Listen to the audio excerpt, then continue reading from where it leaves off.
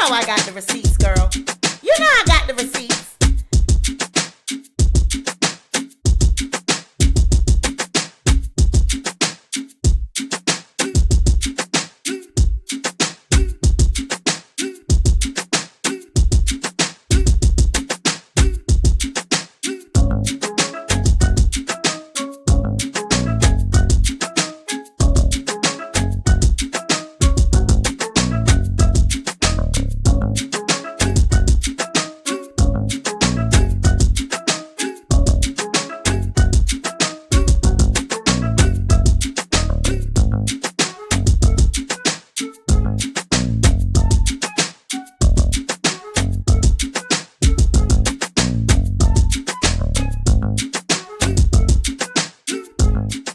Give a huge shout out and thank you to ExpressVPN, friend of the channel and protector of my online data.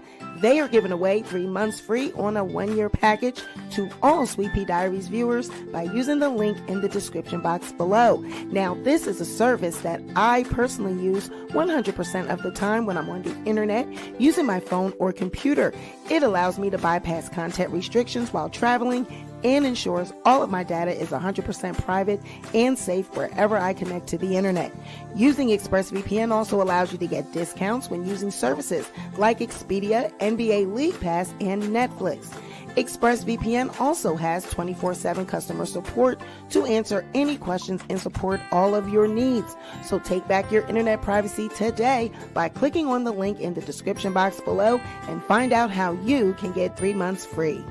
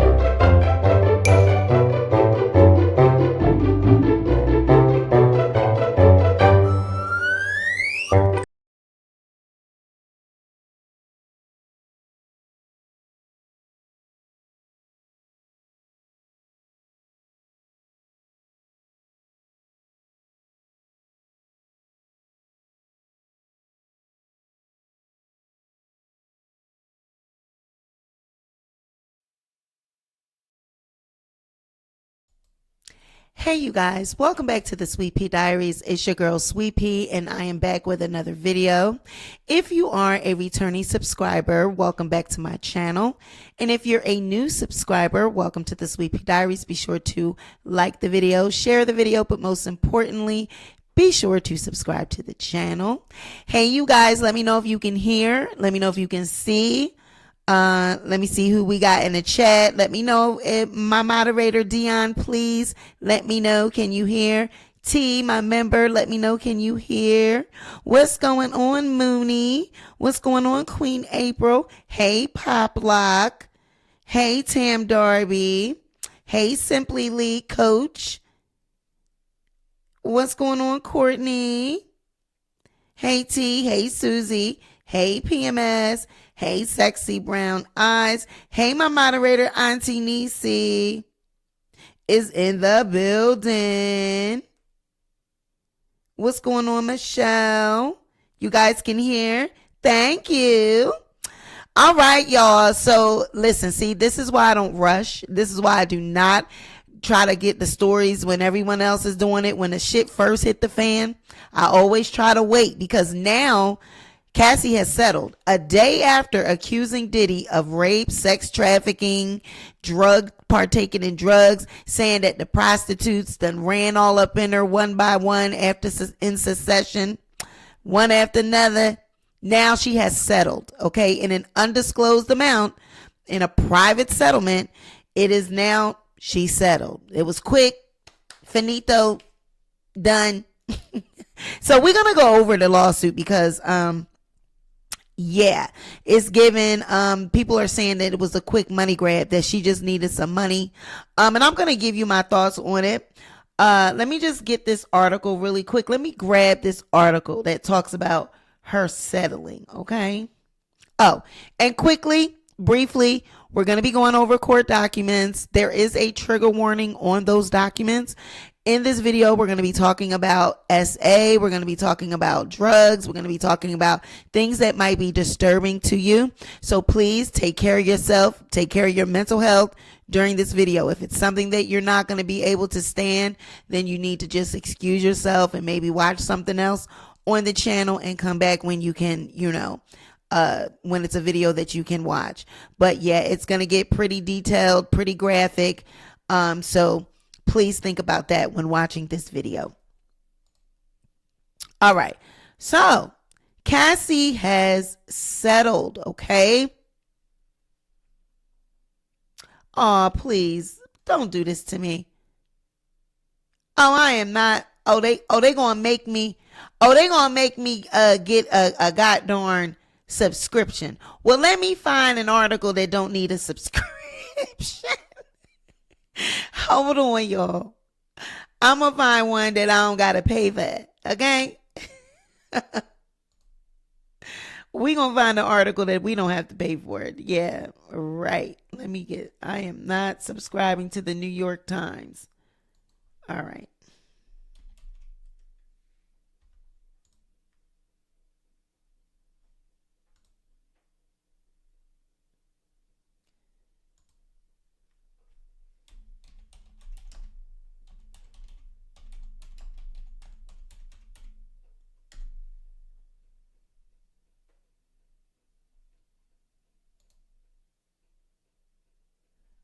All right. Leave it up to NBC. Good old NBC News, honey. They got it here for you. All right. Let's see what it's talking about. Okay. All right. Sean Diddy Combs and Cassie reach a settlement a day after the lawsuit accused him of rape. The singer Cassie filed the lawsuit Thursday against Diddy. Terms of the settlement were not disclosed. Rapper and music executive Sean Combs and the singer Cassie have reached a settlement in a lawsuit that Cassie filed, accusing him of rape and abuse. It was announced on Friday.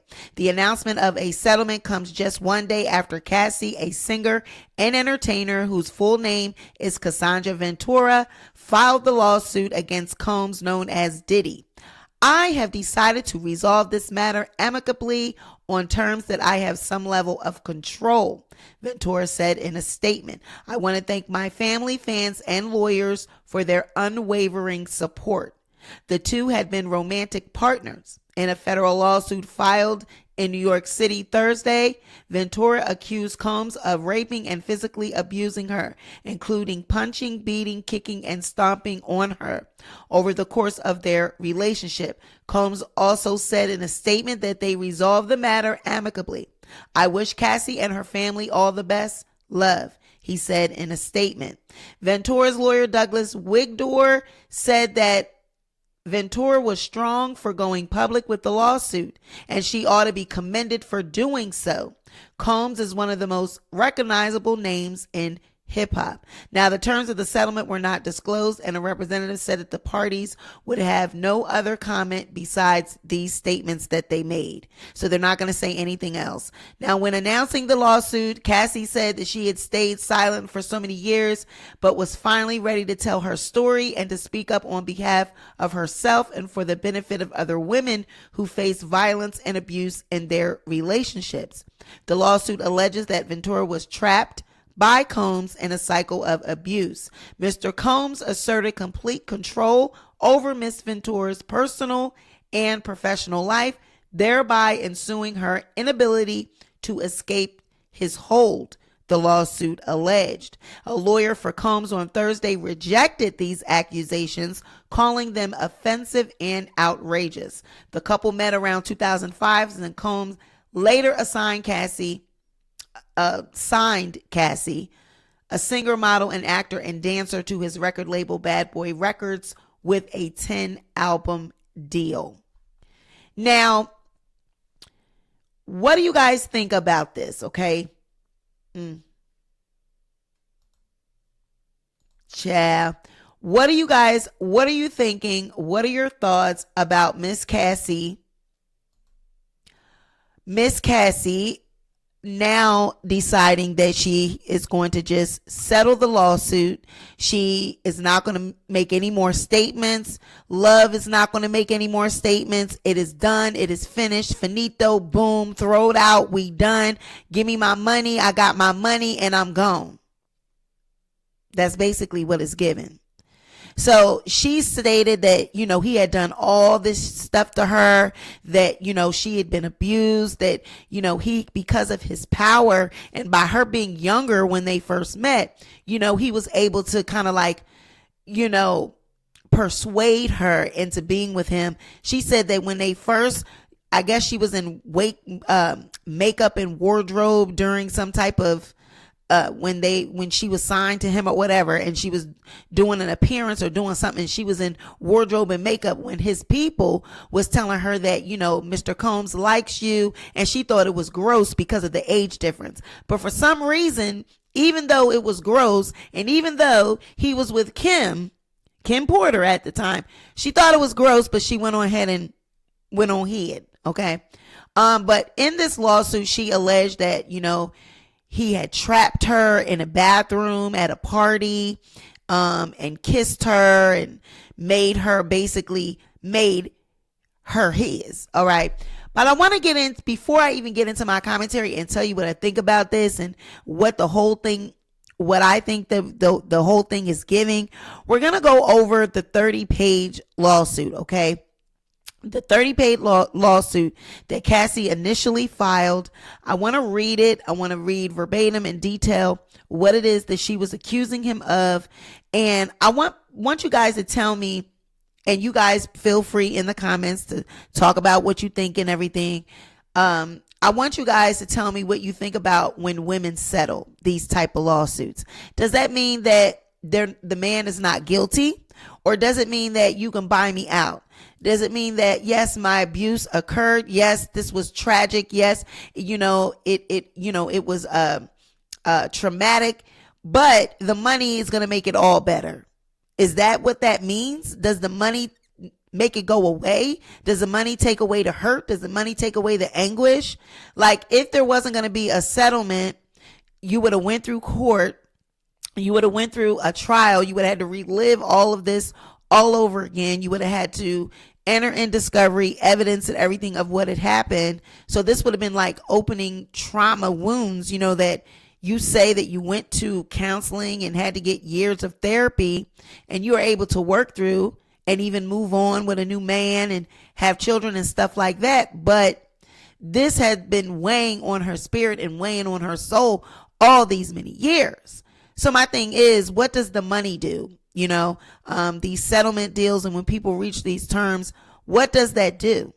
All right. So I want you guys to, in the chat, I want you guys, and if you catch the replay, I'm interested in hearing what you guys think about women that settle so quickly. This was only a day. This just was released yesterday. And here it is, Friday. Well, now we're into Saturday because it's 1 a.m. But just for the sake of, just this quickly, it's over and done with, So let's get into this lawsuit. All right. So, like I said, it has a trigger warning on this, okay? Because this document contains highly graphic information of a, sexual nature, including sexual assault. So the plaintiff, Cassandra Ventura, hereby alleges as and for her complaint against defendant Sean Combs, Bad Boy Entertainment, Bad Boy Records, even Epic Records, okay? Combs Enterprises LLC and Doe Corporations 1 through 10. Now, the Doe Corporations 1 through 10 just means that there were other companies that Diddy has and employees and people that may have been employed during this time when this happened to her. So she's suing everybody, okay? Now, in her preliminary statement, the defendant, Sean Combs, is a rapper and record executive, popularly known by his stage names Puff Daddy, P. Diddy, or Diddy. Mr. Combs came to fame in the early 1990s with his record label Bad Boy Records.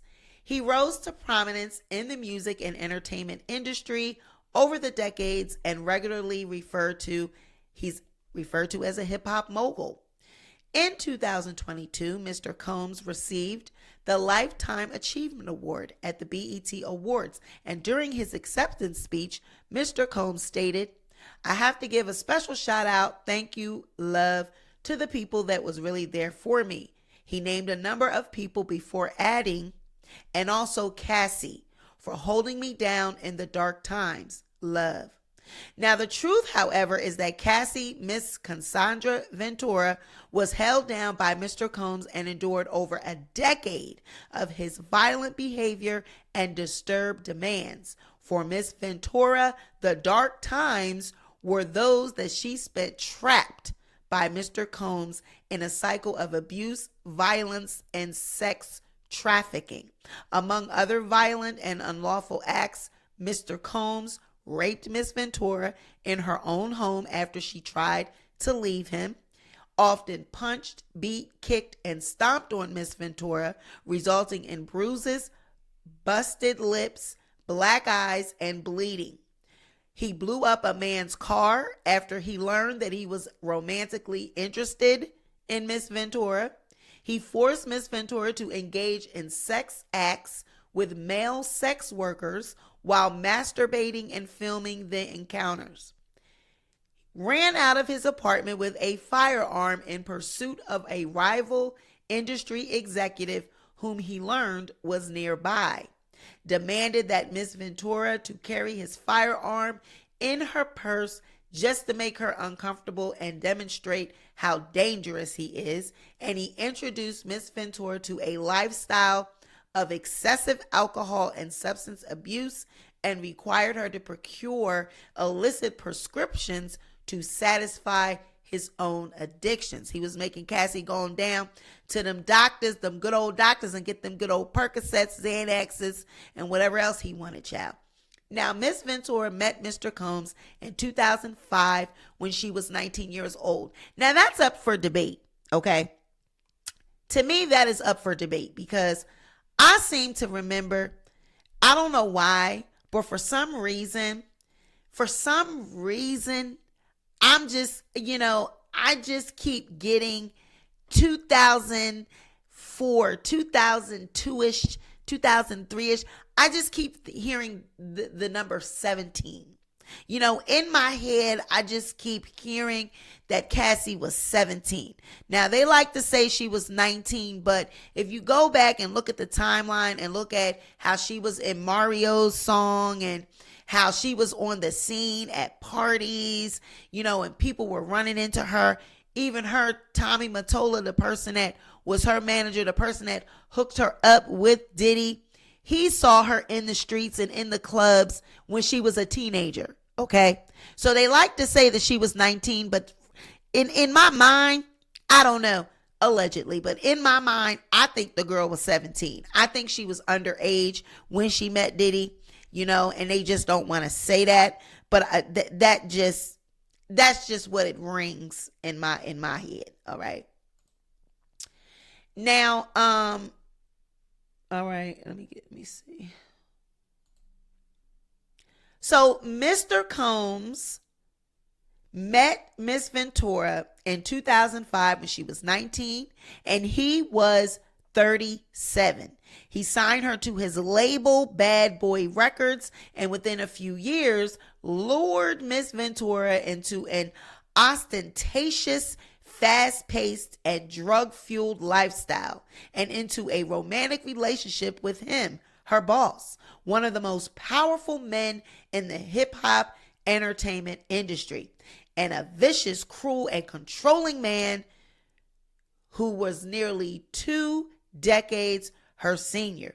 Mr. Combs asserted complete control over Miss Ventura's personal and professional life, thereby ensuring her inability to escape his hold. He provided unprecedented avenues for success for the aspiring artist, but in return, he demanded obedience, loyalty, and silence.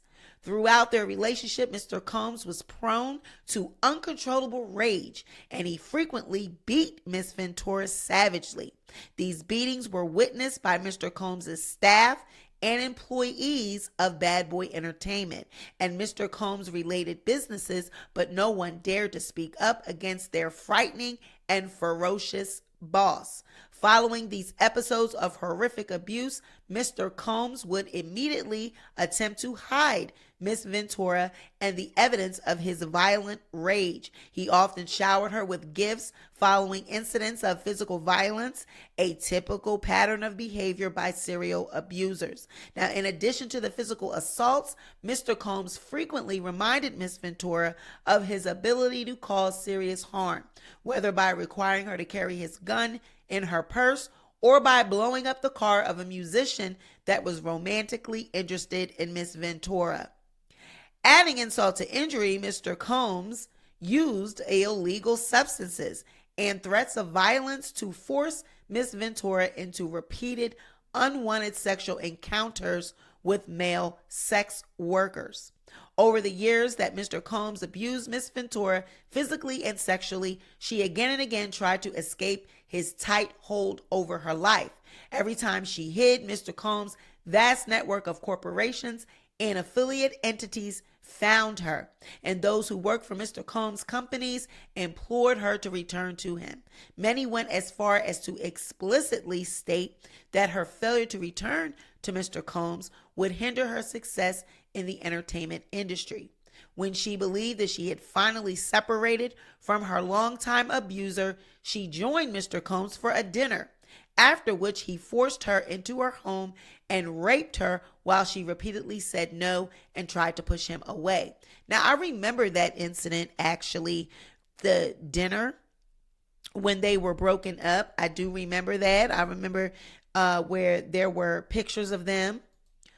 They were seen together. I think, if I'm not mistaken, I don't know if it was Valentine's Day or it was something like that. And I do remember them being seen together. They went out and all this. So she's saying when they went back to her home, he forced his way in and he raped her. So now let's just take a brief pause. All right, right here. Okay, let's take a brief pause. Cassie said that she met Diddy and immediately he asserted dominance basically over her life. He basically told her that if she wanted to be famous and she wanted to make it in the industry, that she would have to bow down to him and she would have to do what was necessary in order to have this lifestyle. Because he was rich and famous and powerful, and she wanted this career so bad, I guess apparently she went on ahead with it. Okay. Now, you guys, let me know if there is a delay or anything like that, because I can fix that. Because I just want to make sure I'm looking at everything on here and I'm looking at my actual program, and just let me know if there's any type of delay. Looks like my stream health is good, but just let me know because I see something different on the screen versus on the phone. So just let me know. But Cassie said that there was drugs involved. Diddy, he was popping everything known to man, all types of things. And, he was hiring prostitutes and making them have sex, and while he jacked off and watched all of this, okay? And she didn't want to do it, but she did it because she wanted to be famous. Okay? And every time she tried to get away, she couldn't get away because the employees would track her down and implore her to come back to Diddy so that she can still be famous. Okay? That's basically what we just read. All right? He showered her with, made her think that he was rich, powerful. She was young, impressionable. And as soon as she got up under his thumb, he was introducing her to sex, drugs, and a lifestyle full of partying, alcohol. And I'm telling you, that's all Diddy. Diddy is a party. We know that. We see that Diddy is a party. We see him and Carisha, Young Miami. And we're going to get into this because, to be honest with you, I believe everything that Cassie said. I believe everything that is in this complaint. But to a certain extent, the suffering that she's saying that she endured and how she's choosing to handle this by settling, I have a couple issues with that, but I believe everything that she said. I believe everything that is listed. I believe all of this occurs. We know Diddy's known for his parties. Diddy's known for his wild living. Diddy's known for taking people to private islands and doing whatever. Anything goes. Now, the prostitutes, I'm like, why would he hire male prostitutes? But then again, because that's anonymity, anonymous. You can pay people, have them sign NDAs. And I believe Cassie's NDA was up. I believe she had signed an NDA in all these years. She wasn't able to speak about it. And now that NDA had done worn out, child. And she said, you know what? You want me to stay quiet? You want me to keep quiet? You're going to have to pay me. I believe that all this shit happened. I believe that they was doing everything she said they were doing. Okay? So let's just get back into it.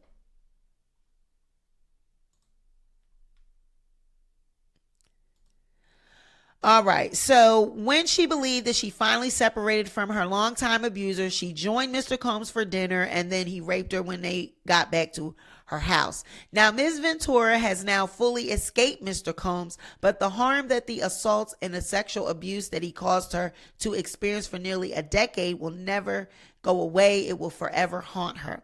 She has required intensive medical and psychological care to recover from the trauma that she lived through. She cannot, however, continue to live in silence about what she endured. Mr. Combs remains immensely powerful and immensely dangerous. Ms. Ventura therefore seeks justice for the decade of her life that Mr. Combs took away from her with threats of violence, excessive use of drugs, physical and psychological abuse, and sexual slavery. Okay. Now, accordingly, Ms. Ventura brings this action seeking injunctive, declaratory, and monetary relief against defendants in violation of federal sex trafficking laws. Now, I'm going to stop right here. Okay. Now, Cassie is saying that she endured all of this and she wanted justice. Right? Now, she wants to stand up in this complaint. She wanted to stand up for other victims. She wants justice, and she wants him to pay because he's still powerful and he's still dangerous because he's got all this money, power, and fame. So she believes that now is the time for me to make him pay. I've gotten away from him. I'm stronger now, and I want him to pay for what he's done. But in just a day, it went from wanting him to pay, wanting him, get this powerful rich man off the streets because he is dangerous. He blew up somebody's car. Okay. He's dangerous. It went from that in one day, $30 million I'm asking for because I am traumatized, everything I've went through, and I want to stand for other victims and get this man off the street, to now I have settled quietly, amicably. He's wishing her the best. She's wishing him the best. She's taking her money and she's going. She signed another NDA and now she's going off and live the rest of her life. So now what do we think about that? Now that we do believe that these things happen, we believe that Diddy did all this. But what do we think about her so quickly and easily? Now all of a sudden, I don't need him to be prosecuted. I don't need him to stand accountable because taking his money, that's enough for me. So see, this is where I draw the line with the victims that go through things like this, because in my mind, if I have been violated to this degree and I had all these men running up in me and I had to have one after another, and I had to be drugged and I had to go through all of this, no amount of money in the world will be able to erase the pain. For many years, I had to be silent because I had this NDA. I was not able to speak out. I wasn't able to say anything. And now I'm able to come forth. I'm finally away. I'm free. I got a new man. I got a new life. Everything is great. And now I want to get justice. Well, I wouldn't be able to just be silenced that quickly with money. Hey, makeup lover. So now all of a sudden, he doesn't need to pay for his actions. We're going to just settle. We're going to walk away. Everything's good. You going about your business. I'ma just deal with the men that all the sexual abuse and all the sex trafficking and all the drug use. It was a problem, but now that money, I got that money, so now all of a sudden it's not a problem anymore. That's the problem that I have with this.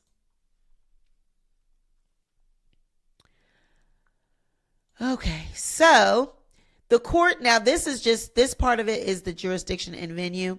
The court has jurisdiction pursuant to, and they name the rules or the laws of why they got jurisdiction over it. And so the parties: plaintiff Cassandra Ventura is a resident of the state of California and Connecticut and was employed by defendants Bad Boy Records, LLC, and Bad Boy Entertainment and related entities from 2006 to 2019. At all relevant times therein, Ms. Ventura met the definition of an employee. So I thought they said that this relationship started in 2007, that she met Diddy in 2007 and got signed. They're saying now from 2016. So that would take it back to, we could teeter on the edge of, was she 17? Like I said, was she 17 or 18, just turning 18? What is it given? In my mind, this girl was young when she met Diddy. Yes, but she could have been underage.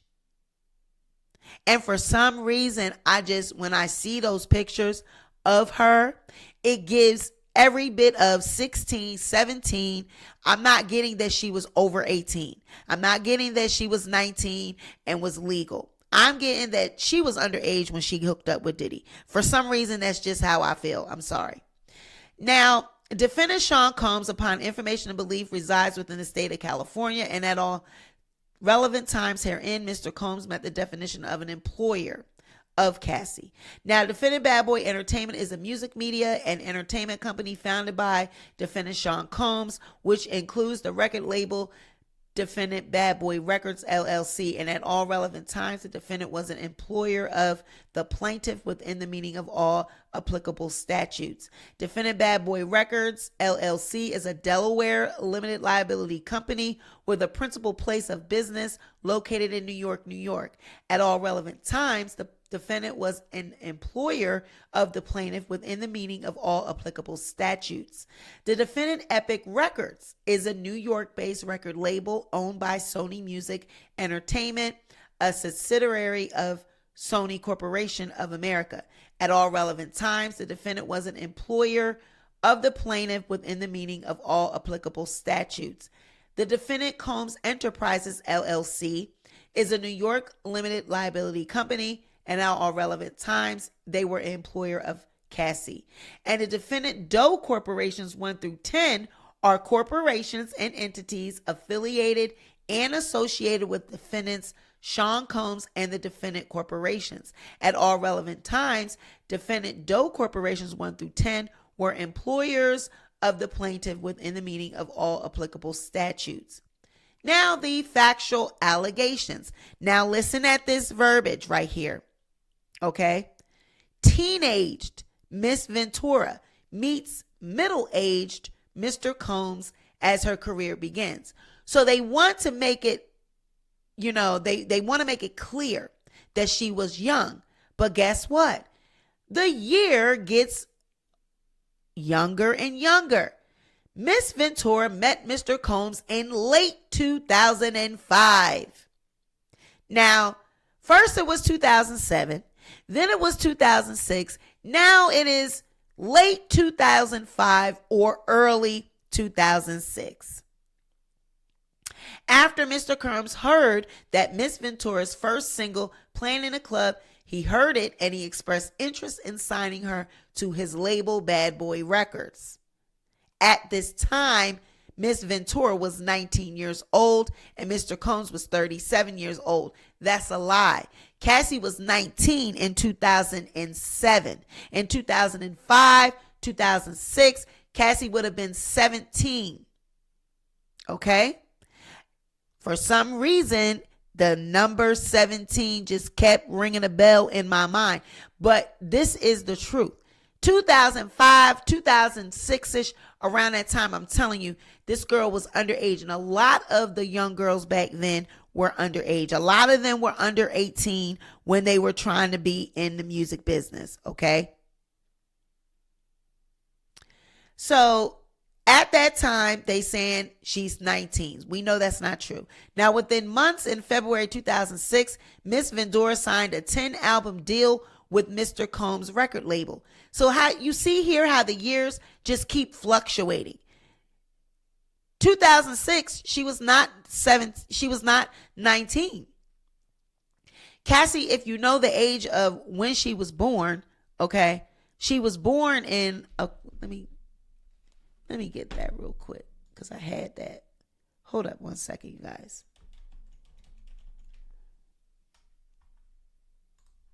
Let me get that. Yeah.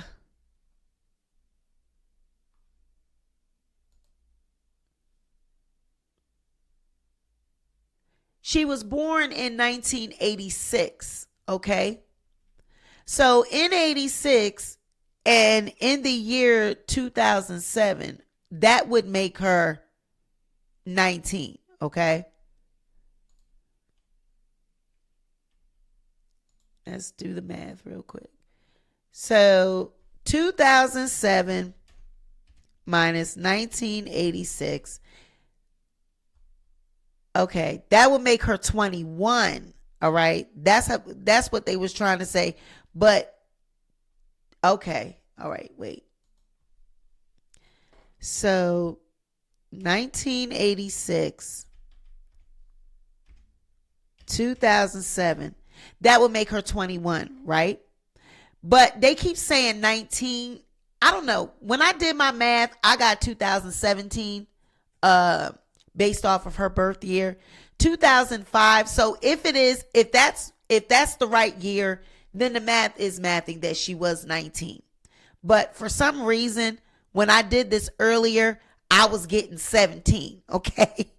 I was getting age 17. I wasn't getting 21. But if it is 1986, if that is appropriate, then it is appropriate. Then we won't say that she was underage. But for some reason, those pictures just look like she was underage. So I will take that back. I won't quote that as being true.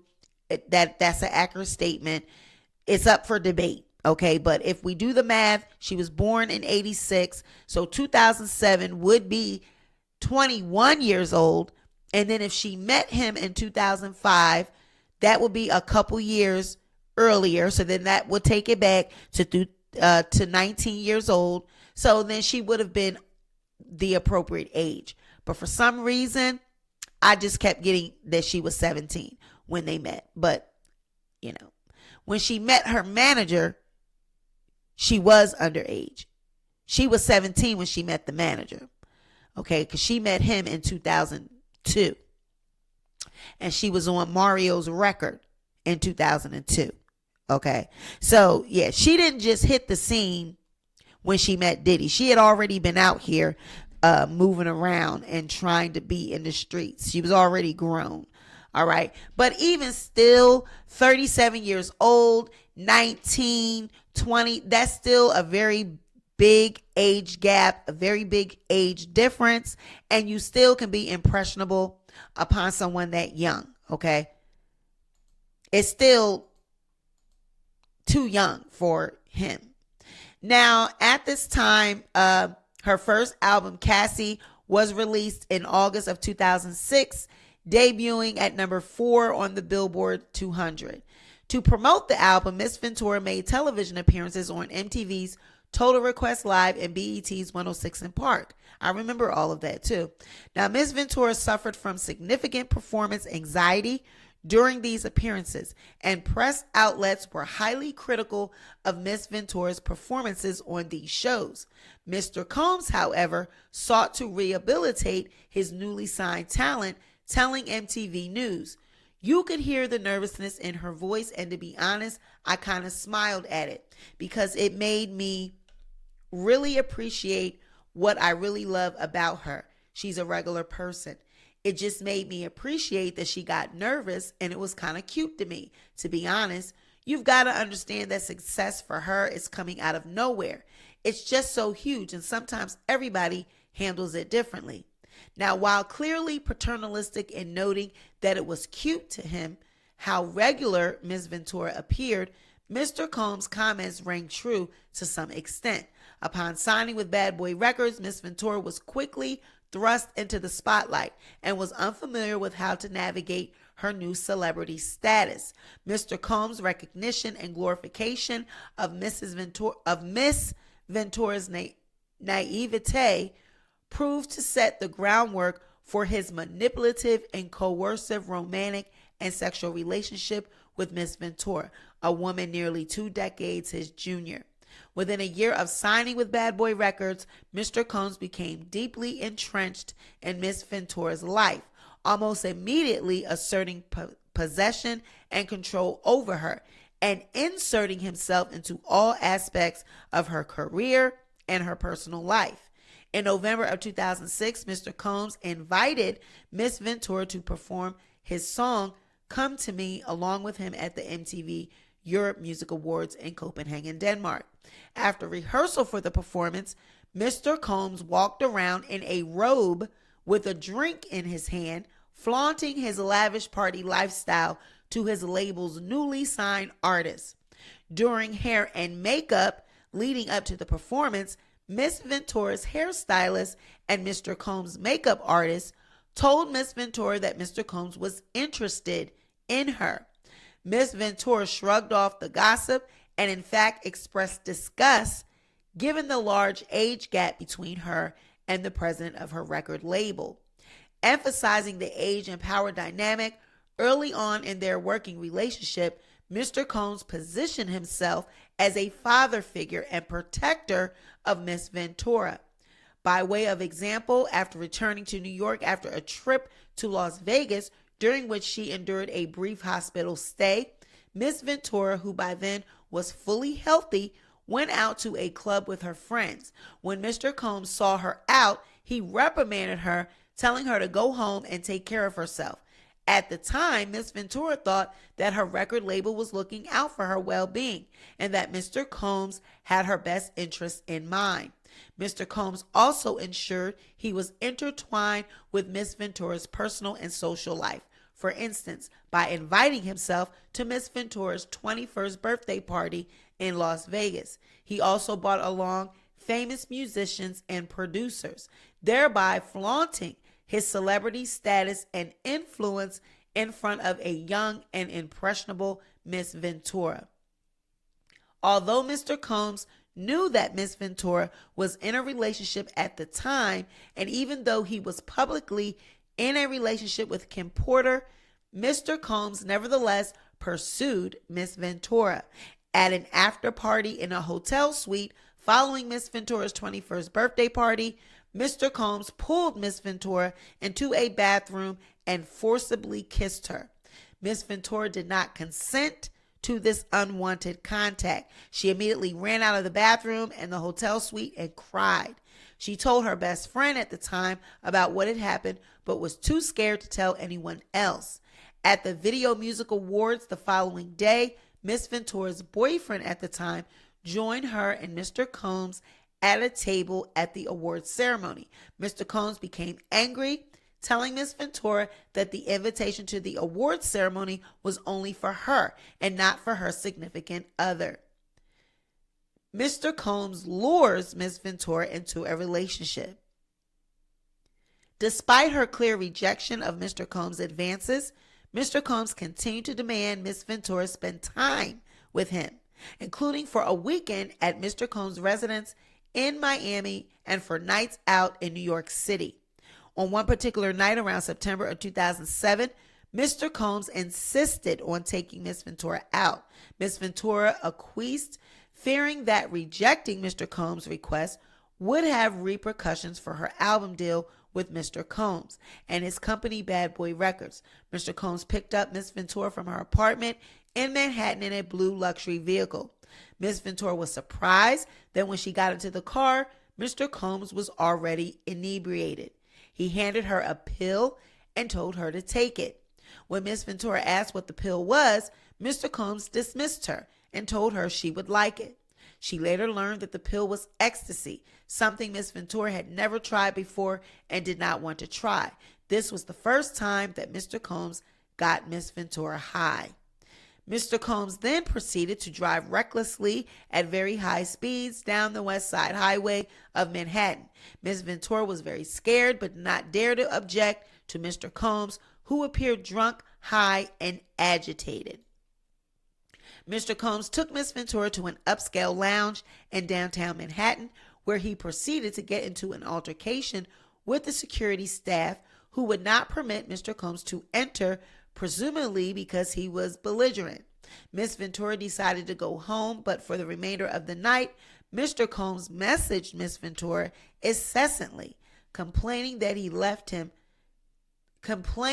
she left him high and alone. In early fall of 2007, Mr. Combs flexed his power and influence when he paid a promoter to create a fake flyer for a party hosted by Miss Ventura. This fake posting allowed Miss Ventura to have an excuse to go to Miami, Florida, and get her away from her boyfriend by using the guise of a legitimate event she had to attend. Miss Ventura was stunned at how easily Mr. Combs was able to recruit others to lie for him. Miss Ventura was uncomfortable with the fake flyer, but because the request to go to Miami was made by the owner of her record label, and because she was scared to go against his wishes and face repercussions to her nascent career, Miss Ventura agreed to join Mr. Combs in Florida. During this trip to Miami, Mr. Combs provided Miss Ventura with copious amounts of drugs. She became more intoxicated than she had ever before, and her intoxication lasted throughout the weekend trip. As she wanted Mr. Combs to continue to support her career, she felt she could not refuse Mr. Combs urging her to take more drugs. After providing her with drugs, Mr. Combs had sexual intercourse with Miss Ventura during the trip. Within 2 years of meeting Mr. Combs, Miss Ventura found herself lured into the immediate circle of her boss, the owner of her record label and one of the most powerful men in the entertainment industry. Mr. Combs exerts control over Miss Ventura's career and personal life. From the very start of their relationship, Mr. Combs exerted his power and influence over Miss Ventura. This dynamic was fueled by their nearly 20-year age difference, as well as their relative positions in the entertainment industry, with Mr. Combs considered a music mogul and Miss Ventura at the very start of her career as an entertainer. Mr. Combs' aggressive and demanding approach to those he worked with made it impossible for anyone to challenge him, and Miss Ventura soon learned that Mr. Combs insisted on blind loyalty from everyone in his inner circle. Although Miss Ventura had saved up some earnings from her young modeling career, Mr. Combs' ostentatious display of wealth was intimidating to her. Mr. Combs paid for things with wads of cash and would repeatedly tell Miss Ventura, "Don't worry about money, I have money." Mr. Combs expensed lavish vacations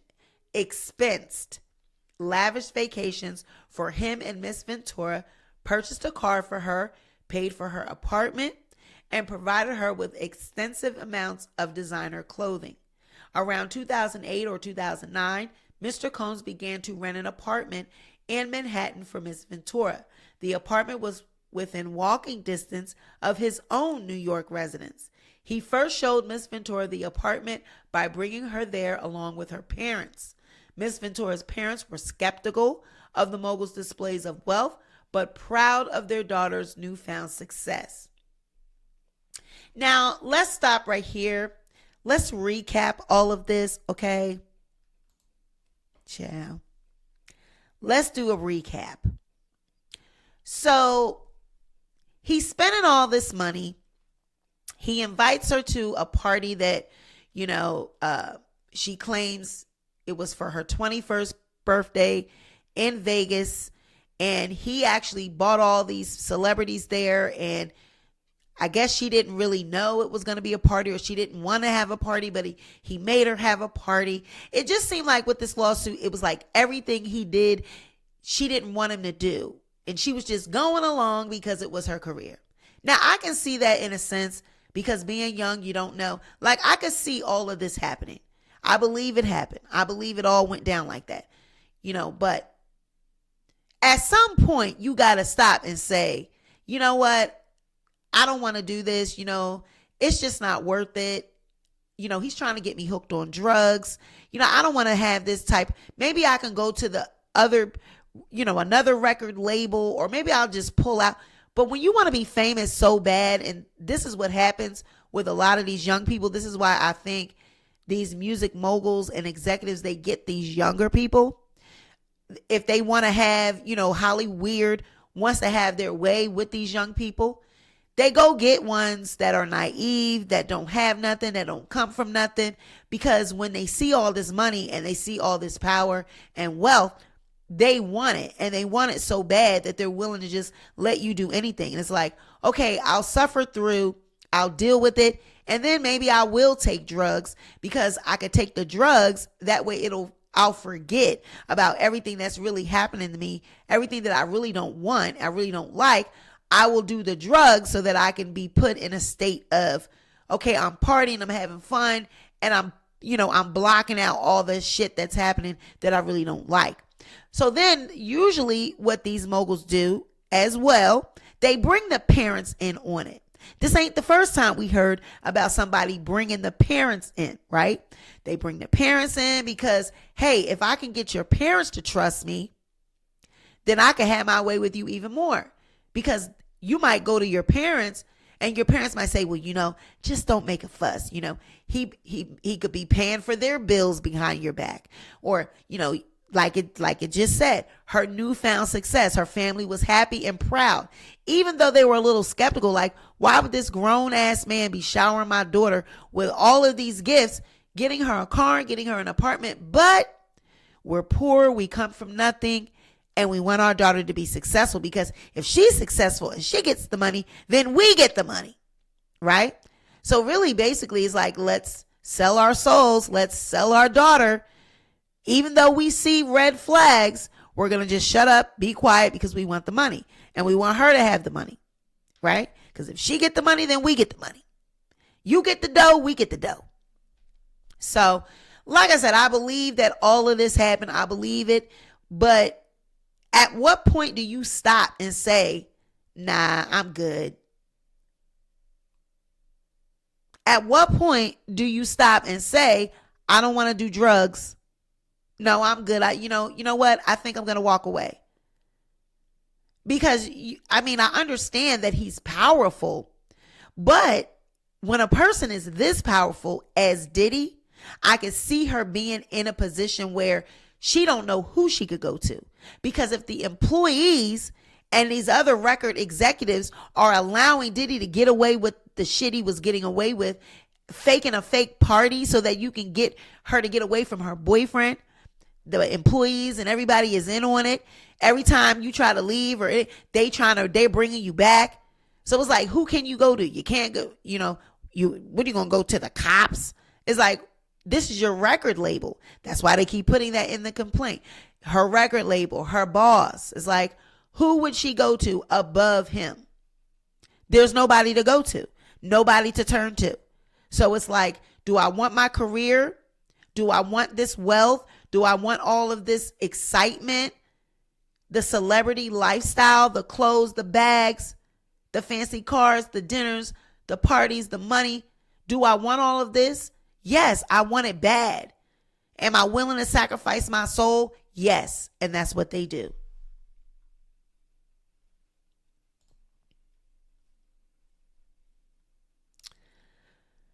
So around 2010, okay, yeah, we said this, pay for the apartment. All right. Okay. So around 2010, Mr. Combs similarly paid for an apartment for Miss Ventura in Los Angeles, which was located about 5 minutes away from a house he had over there as well. So at this time, not only does she have a place in New York, he also has a place for her in Los Angeles. So right here, this is where I probably would have been like, skirt, you're in a relationship with this man.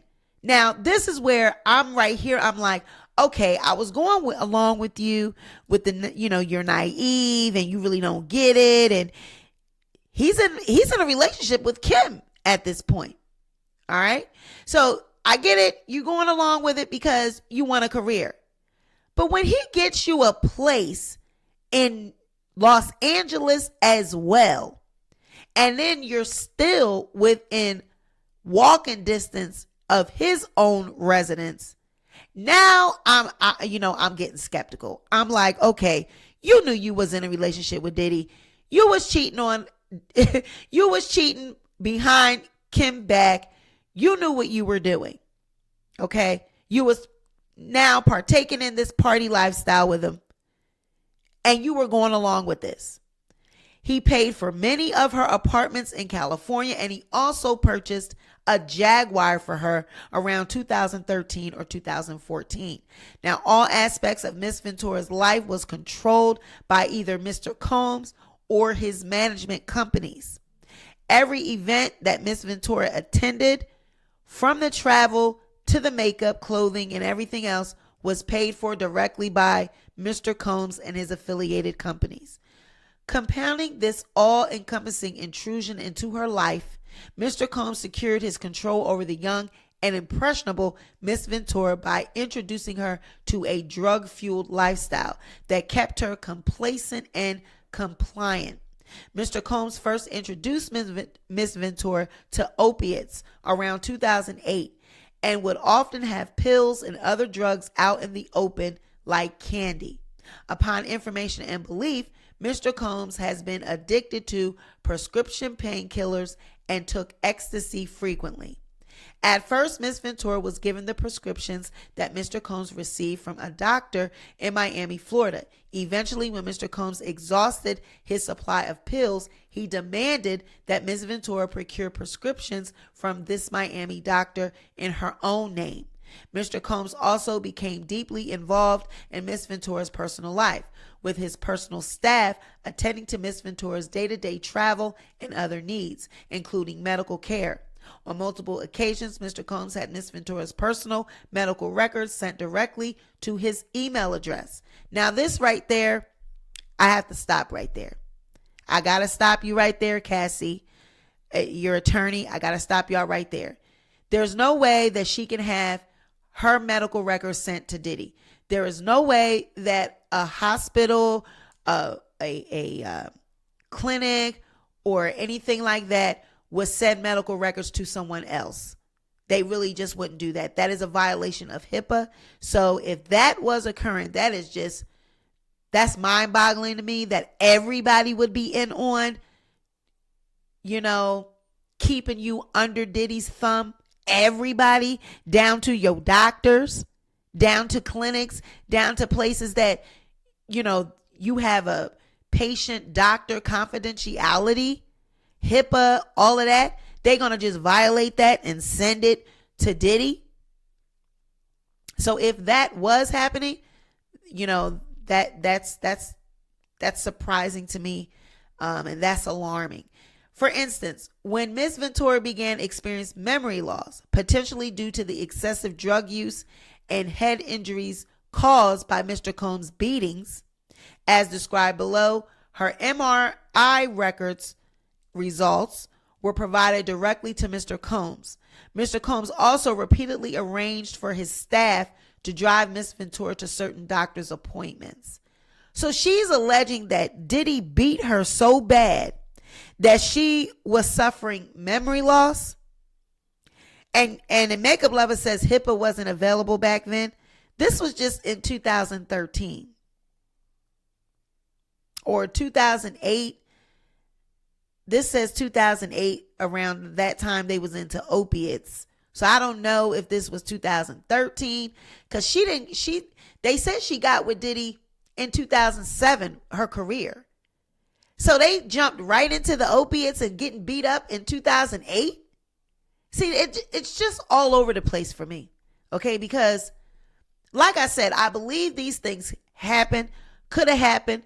But how did you got with him in 2007?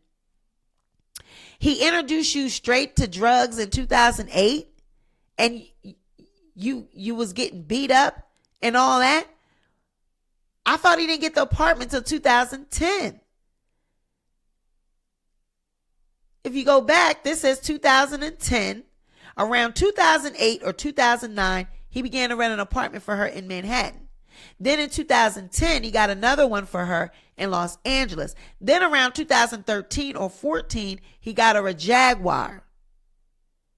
But then they go back. When you get to this next page, he introduced her to opiates in 2008. And he would pop them like candy. And then in later in the next paragraph, her medical records was being sent to him on multiple occasions. And she had to have an MRI because she was having memory loss from the beatings. So when did the beatings take place? Was they in 2014, 13, 2008, 2000? Girl, when? This is the dates are just all over the place. I mean, like I said, I believe it happened, but it's the dates for me. I would really have to hone in on these dates. Now, Mr. Combs had her personal records sent directly to him because it seems that he was beating her up so bad, and the doctors and everybody knew that he was beating her up. And so they were probably being paid by Diddy to send her records. They were breaking laws, violating laws, because this man has money, power, and control. And it just goes to show you what happens when people have money. I believe, HIPAA it had to be available back then. Let's see, when did HIPAA go into effect? Let's see.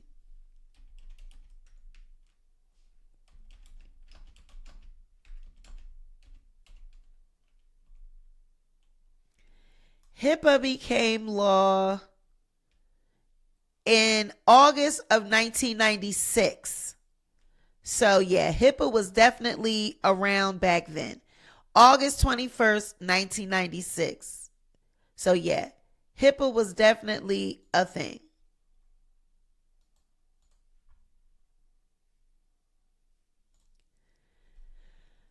So in this way, Mr. Combs exerted ownership over Miss Ventura as another example of the ways in which he manipulated Miss Ventura and ensured obedience. Early on in their relationship, he asked Miss Ventura what she called her grandfather. And when Mr. Ventura said that she referred to her grandfather as Pop Pop, Mr. Combs perversely insisted that Miss Ventura refer to him by that nickname.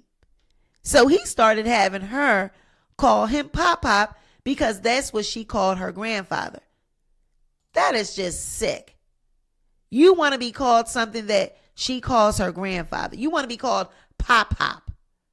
That is sick. Mr. Combs and Miss Ventura's relationship becomes violent and abusive. Now, what started as a whirlwind of celebrity meetings and drug and alcohol-fueled parties, however, quickly turned frightening and violent.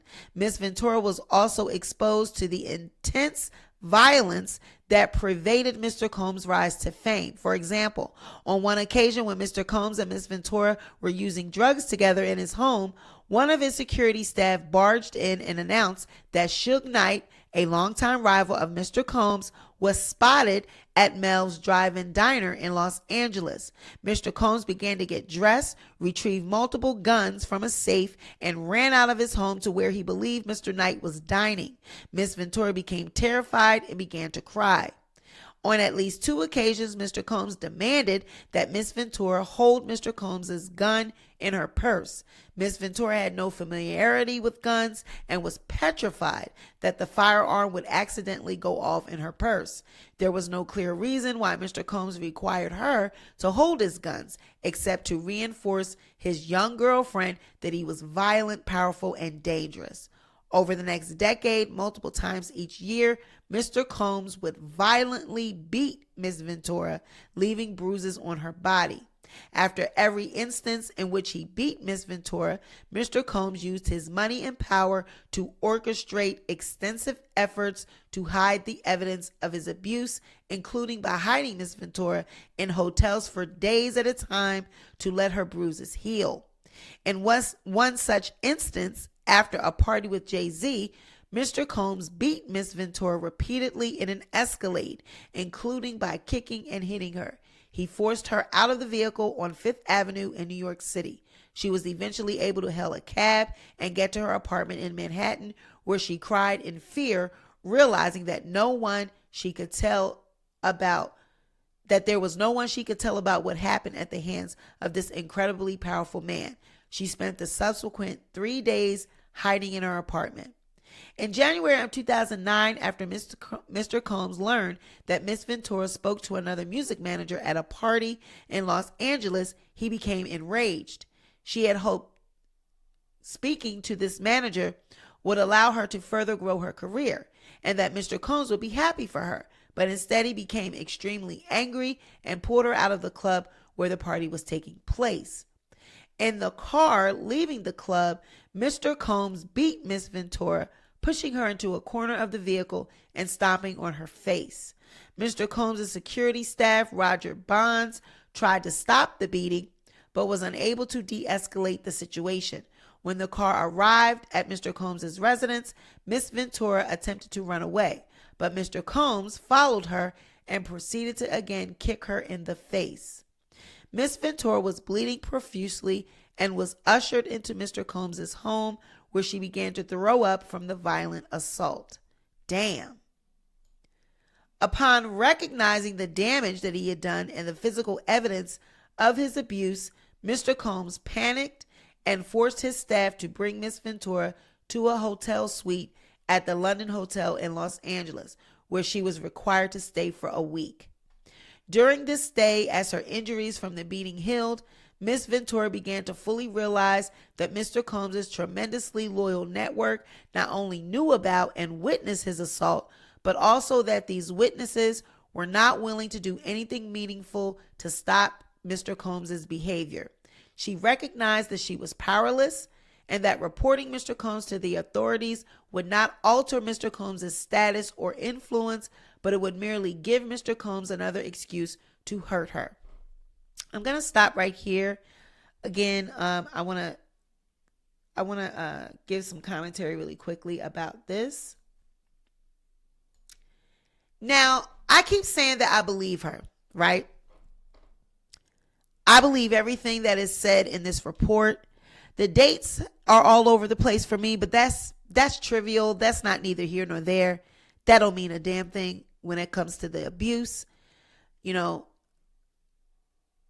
But what I have a hard time with is I know this is true because there's no way that Diddy would just come right out and so quickly in a day and offer a settlement quickly, quietly, get it done, even issue a statement saying that he wishes her all the best.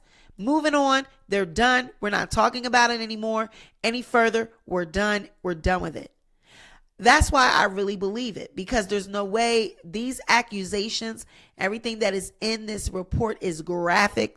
These assaults, the drug use, the prescriptions, all of it, it's just too detailed and too graphic to not be true. And for him to so quickly settle it, that speaks to the truth. But with Cassie, it screams that you just wanted money. I'm not saying taking away from the abuse. I'm not saying that she didn't deserve money. But if this happened and listening at the severity and this man having all this power and all the people that witnessed it and watched it and allowed it, they all should be ashamed of themselves, because they could have just went on to work for somebody else, if they didn't, if they wanted to report it. They could have went on to work for somebody else. Her, it would have been different because this is her career, right? This is her life. And If they were going to just witness this and do nothing about it, that does speak to his power.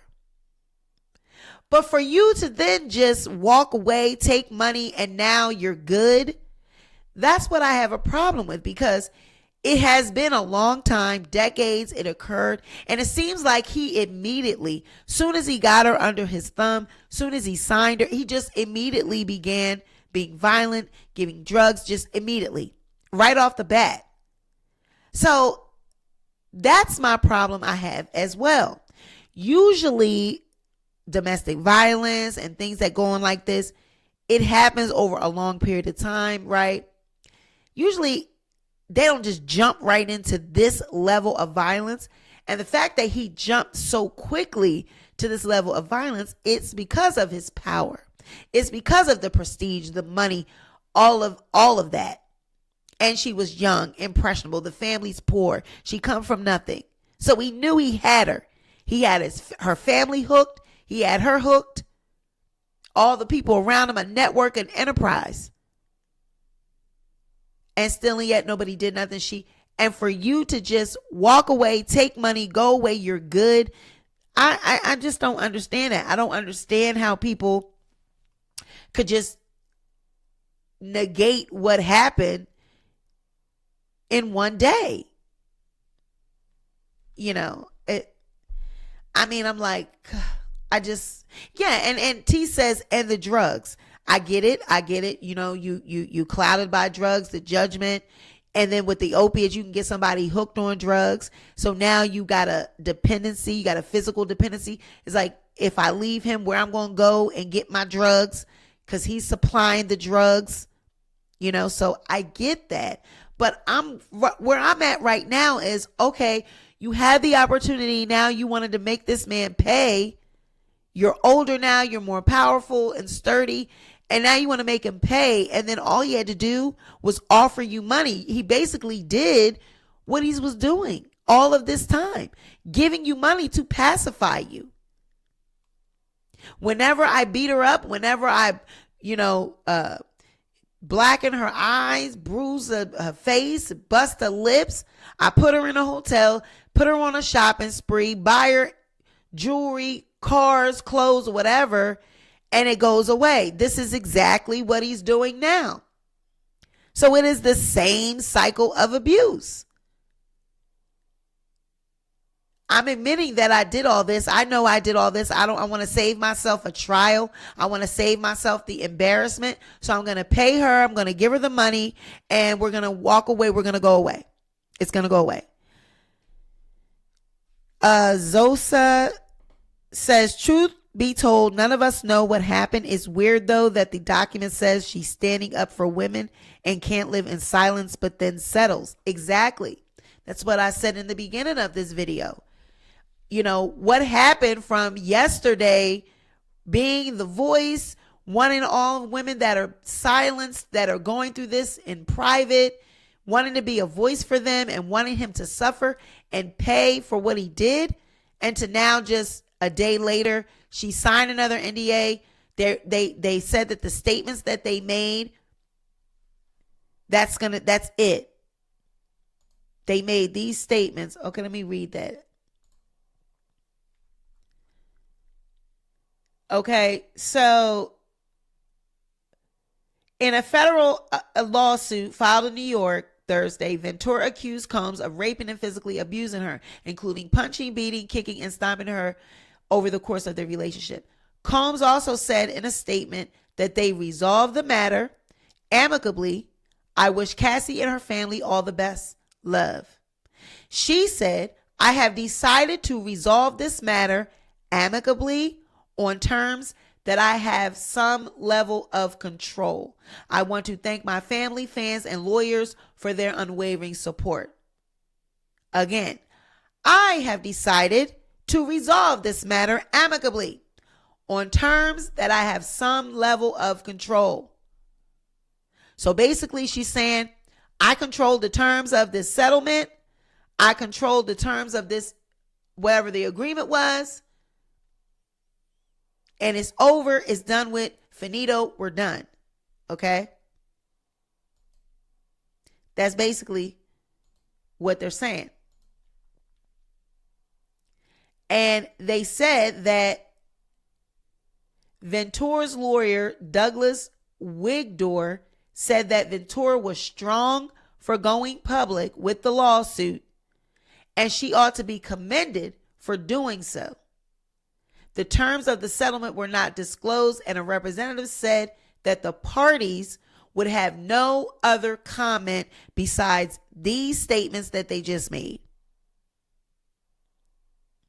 Makeup Lover asked me, SweetpeaDiaries, do you believe his brand is now effed up? Absolutely not.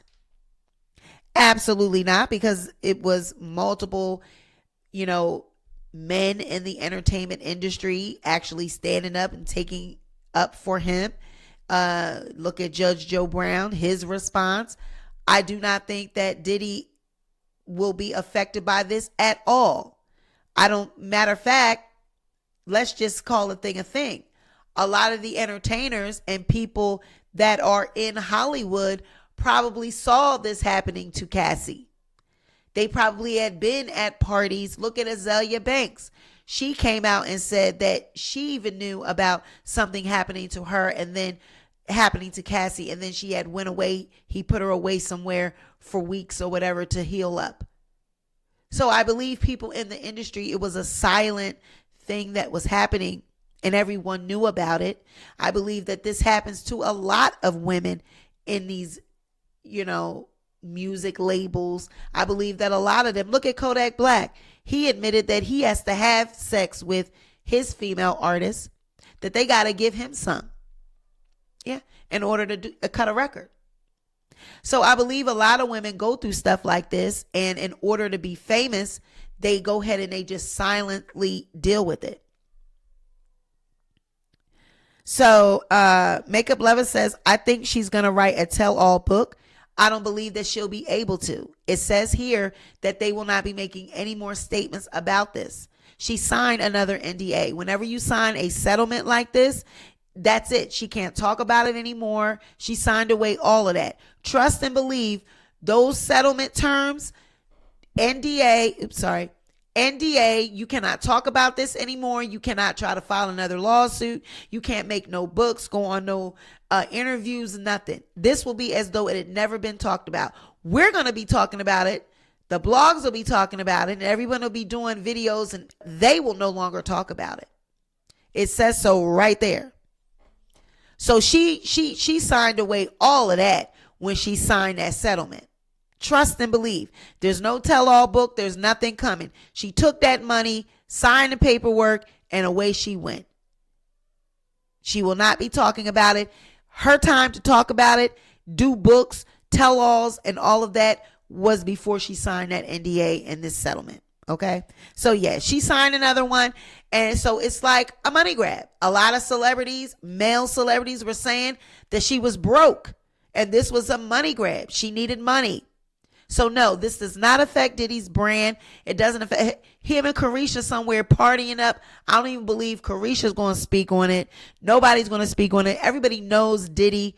They know what he gives. They know that he's on drugs. If this is the situation, if he's a pill popper and he takes ketamine and all these things, trust me, Hollywood knows about it. Everyone knows what these celebrities do in the dark. Everyone's been to Diddy parties. It's probably drugs sitting out in candy dishes. They got coke, everything sitting out in dishes, heroin, everything. People are in rooms getting high, smoking crack, meth, everything. That's what they do at these parties. So no, unfortunately, nobody cares. The public, we care, and we're like, what? Oh my God, he did this, that. But it's the norm in Hollywood. They all know who does what. Look what Beyonce, when Tiffany Haddish, when she stood up for Beyonce getting bit by that Sanaa Lathan. Beyonce told Tiffany, oh, ignore her. She's on drugs. She's high. She's on, That's what they do at these parties.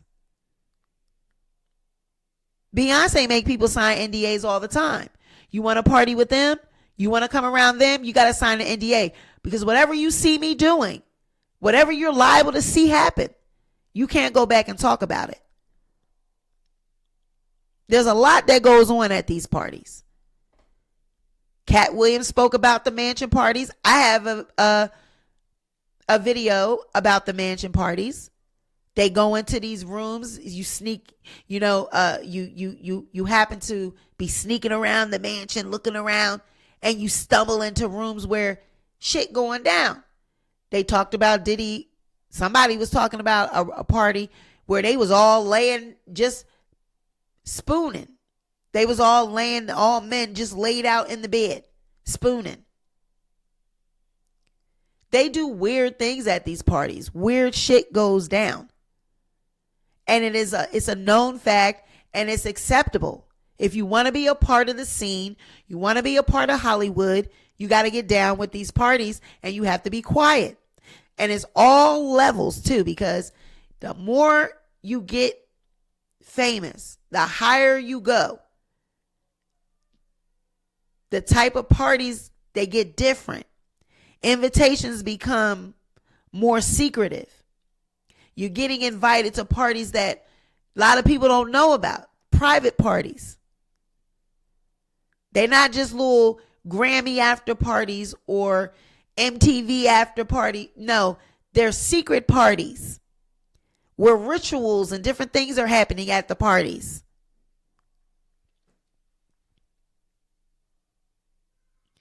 Right. T says men get used to and forced to do things.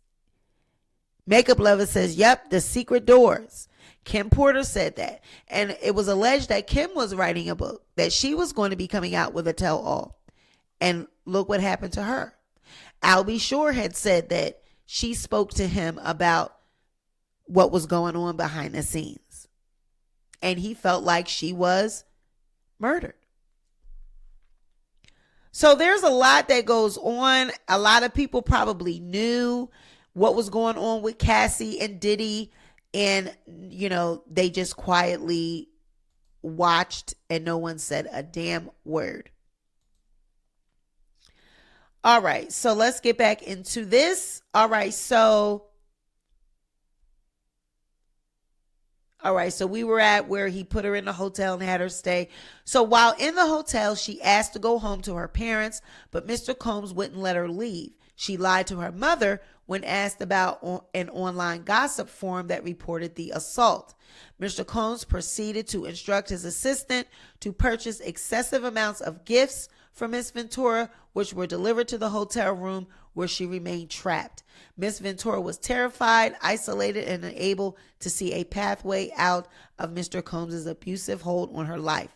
She found herself becoming numb to the abuse that she was experiencing and became entirely beholden to Mr. Combs' demands. She began to blindly follow his instructions out of fear of again being on the receiving end of a vicious beating. By Mr. Combs' own admission, his relationship with Miss Ventura was like Bobby and Whitney, a clear acknowledgement of the unequal power dynamic and excessive domestic violence that permeated their relationship. From the outside looking in, Miss Ventura had heard others refer to her relationship with Mr. Combs as like Ike and Tina. Her volatile and abusive partner, who also owned her label and therefore held her future success in his hands, had fully exerted control over every aspect of her life. Mr. Combs forces Miss Ventura into sex trafficking. Now, within a few months of being in a romantic relationship with 40-year-old Mr. Combs, the 22-year-old Miss Ventura felt beholden to his whims and demands. Now, while in New York City, Mr. Combs told Miss Ventura that he wanted to engage in a fantasy of his called voyeurism. Mr. Combs said that it would turn him on if he saw Miss Ventura with another dick. Now, the first time that Mr. Combs hired a man and brought the man to his home in Los Angeles, the man, Mr. Combs and Miss Ventura wore masquerade masks and ingested drugs. Mr. Combs directed Miss Ventura to perform sexual acts with this man while Mr. Combs watched them. He masturbated while he directed Miss Ventura and the man to do specific sexual acts. The entire encounter lasted multiple days. Mr. Combs began to call the arrangement a freak-off, or FO.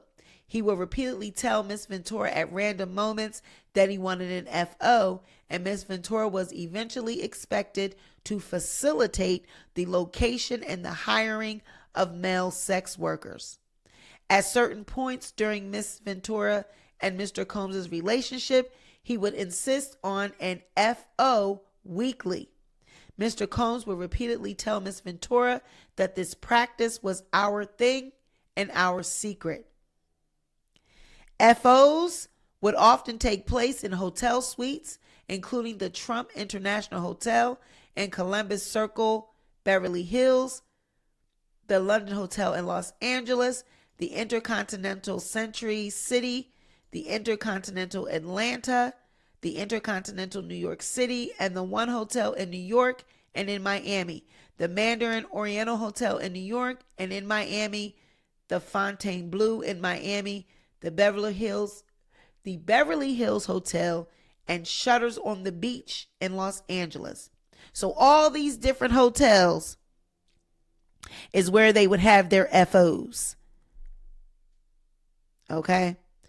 On occasion, around 2013, Mr. Combs had an FO set up at the Intercontinental Hotel in New York City, after which he was charged with tens of thousands of dollars in damages by the hotel.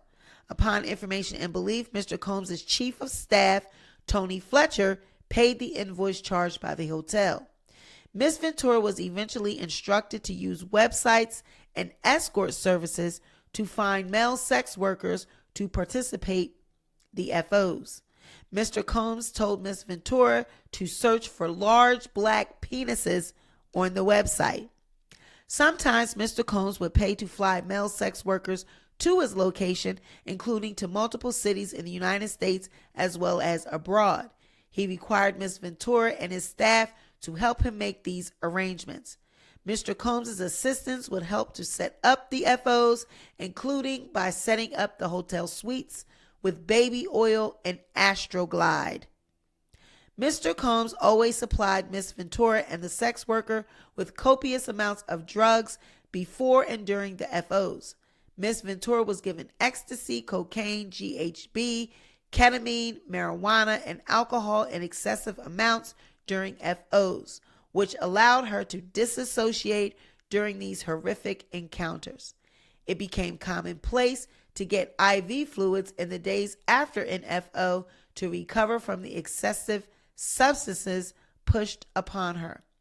Miss Ventura was required to dress up in lingerie for an FO, and Mr. Combs insisted that she wear white nail polish to contrast her nails with the skin of the black men he hired to have sex with her. During the FO, Mr. Combs would insist that Miss Ventura pour excessive amounts of oil over herself. Mr. Combs would then instruct Miss Ventura and the sex workers to speak to each other, and then would specifically tell Miss Ventura where to touch the sex workers. Mr. Combs would say things like, "Grab that big black dick," and ask her how does it feel, as he directed her to perform for him. During the FOs, in addition to directing Miss Ventura and masturbating, Mr. Combs would use his phone, laptop, and tablet to film Miss Ventura having sex with the hired sex worker. Here, he treated and forced the encounter as a personal art project, adjusting the candles that he used for lighting to frame the videos he took. While Miss Ventura quickly deleted any photographs or video of sex acts if they were taken on her phone, Mr. Combs repeatedly made clear that he retained many videos of Miss Ventura during FOs. Even when she deleted the videos, Mr. Combs would tell Miss Ventura that he was able to recover deleted videos from her devices. On one occasion, he sat next to her on a flight and made her watch a video that she thought she had deleted, reinforcing her inability to escape and the immense power that he held over her. Mr. Combs would pay the male sex workers a few $1,000s in cash for their services. During some of the FOs, Mr. Combs would become extremely intoxicated, and would hit Miss Ventura in front of the male sex workers.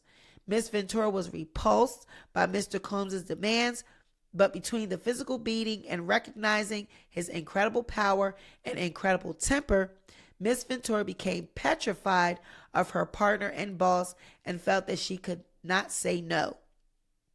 He even would present her with lavish gifts prior to or in the middle of the FOs, seemingly acknowledging the ways in which these forced sexual encounters constituted work for Miss Ventura and that he needed to compensate her for this work.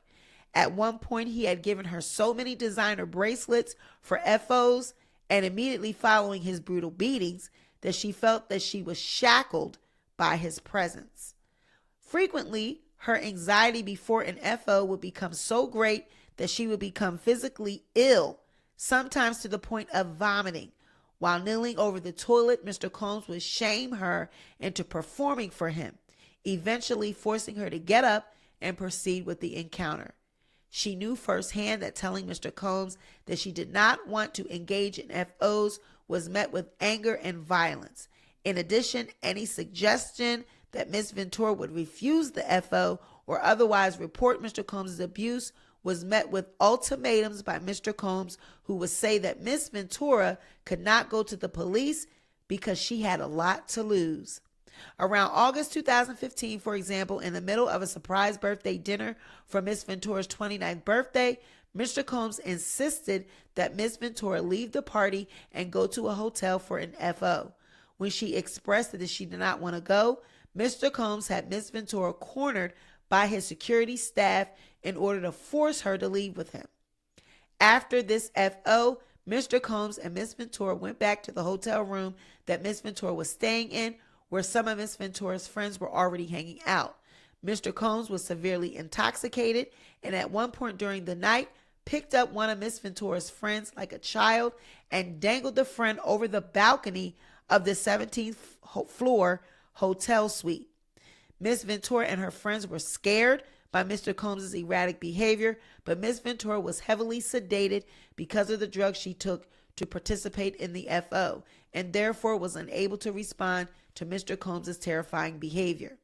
The FOs became work for Miss Ventura, and despite her protestations, Mr. Combs insisted on these intricately staged and forced sexual encounters between Miss Ventura and various male sex workers. Miss Ventura tries to escape Mr. Combs' abuse. Anytime she tried to create distance between her and Mr. Combs, he used his networks to find her and convince her to return to his abuse.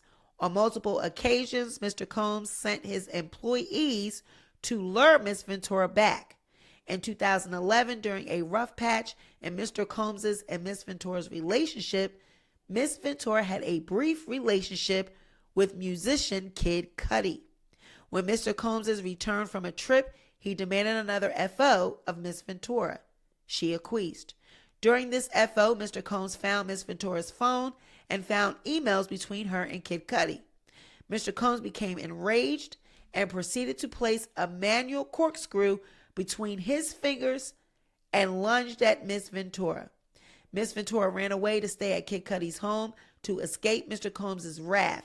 Soon thereafter, one of Mr. Combs' staff members told Miss Ventura that he needed to just talk to Mr. Combs, even though Mr. Combs was enraged. Feeling like she could not escape Mr. Combs and his network of enforcers, Miss Ventura returned to Mr. Combs. He hit her several times and then kicked her in the back as she tried to run out the door.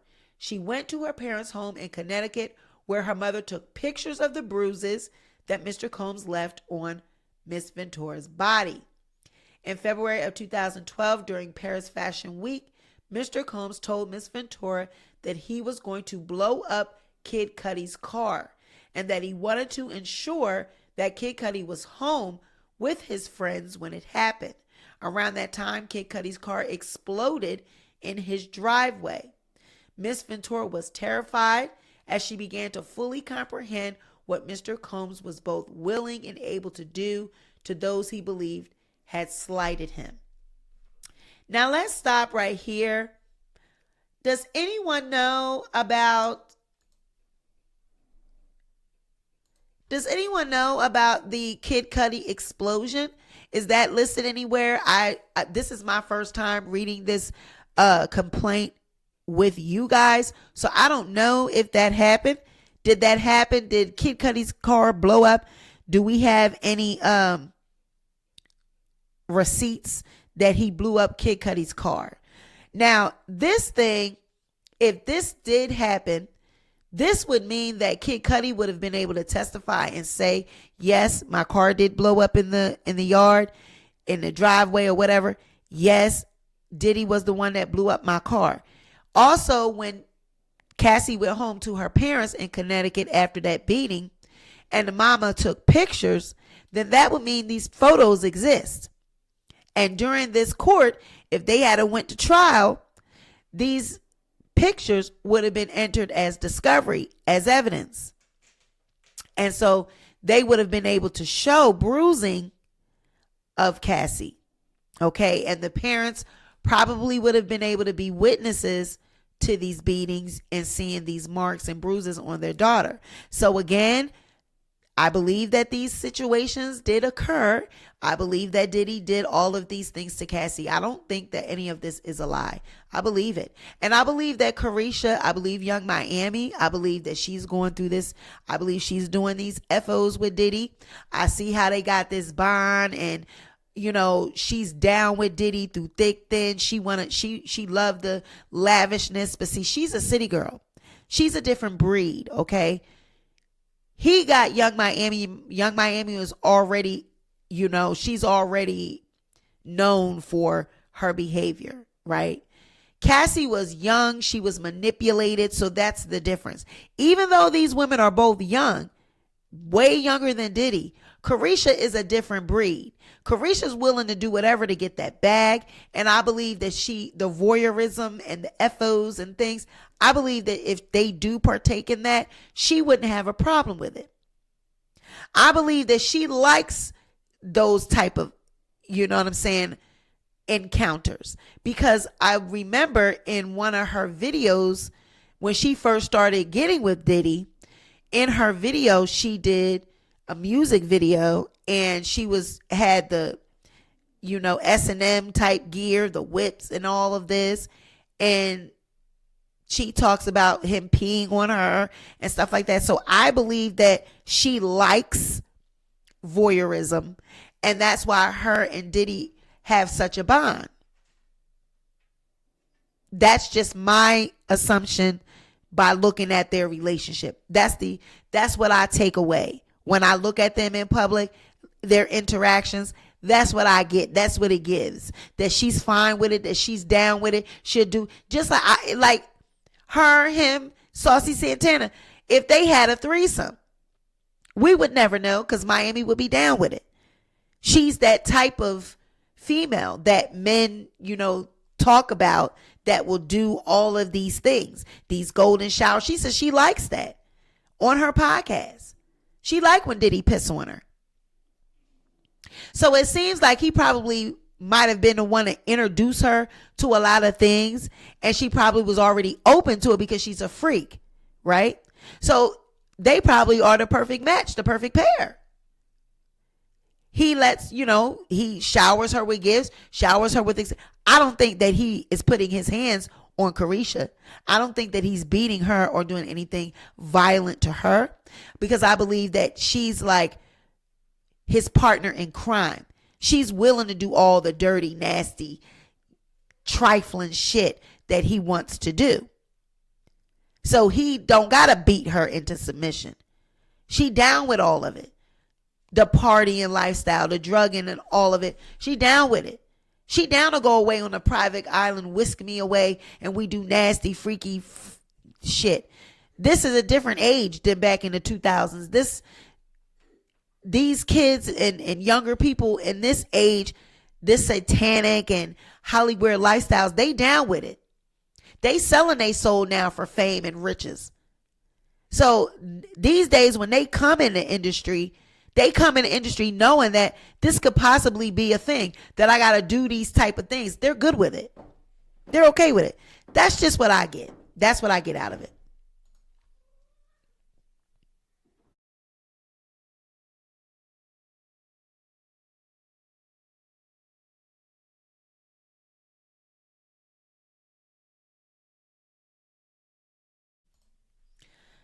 All right, so let's continue.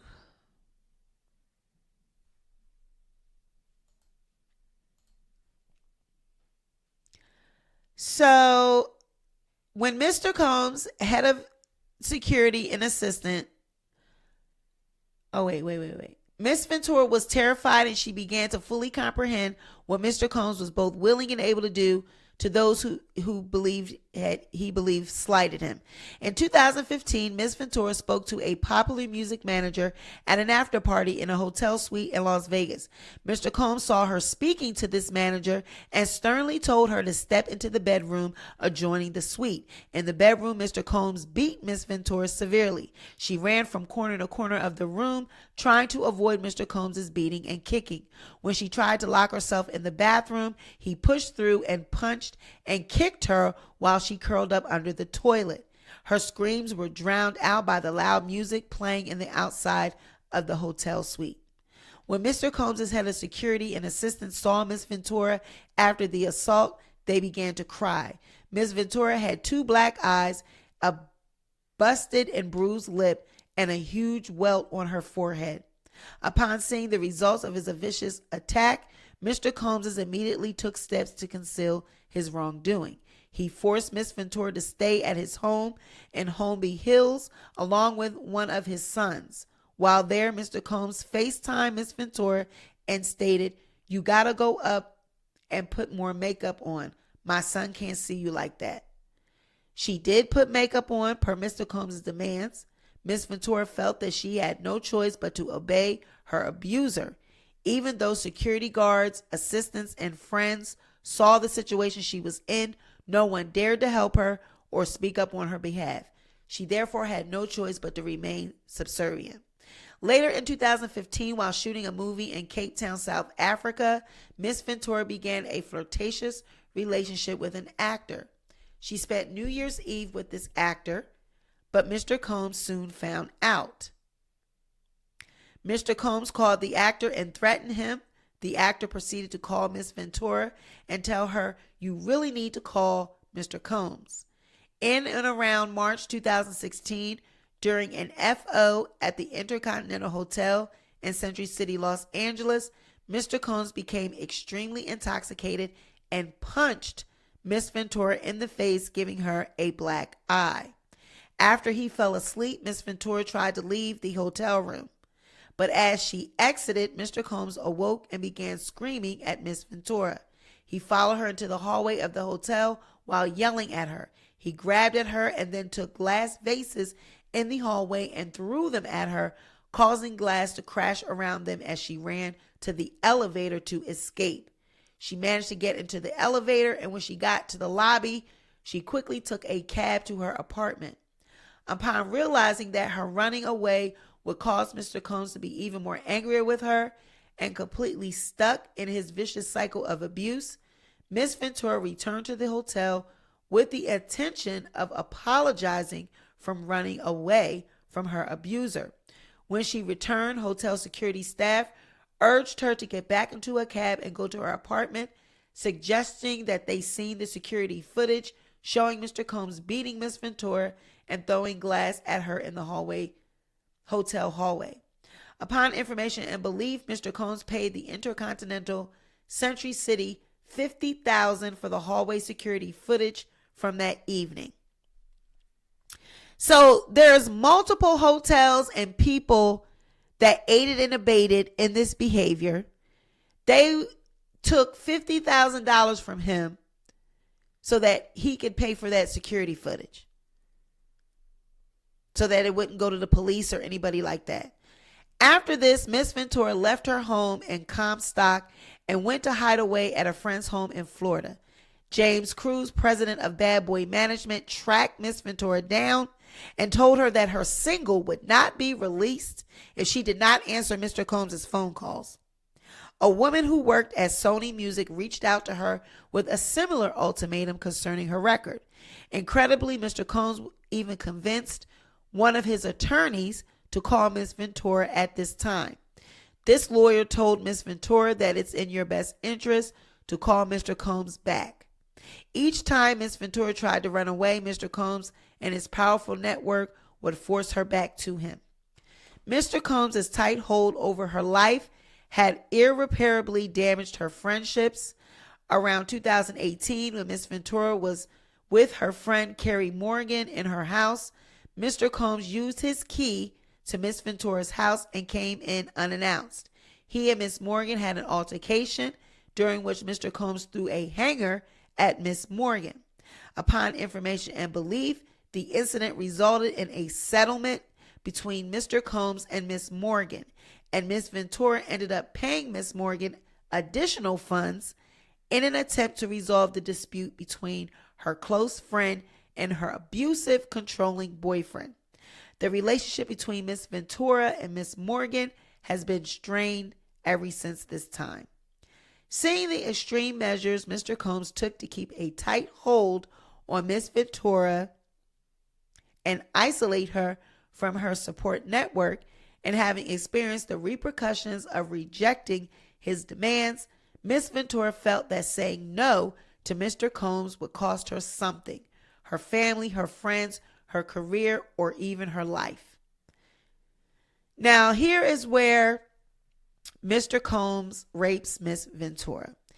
By 2017 and 2018, Miss Ventura became desperate to leave Mr. Combs and his abuse of her. She recognized that if she stayed with him, she would never be able to have a successful career or ever be physically and mentally safe.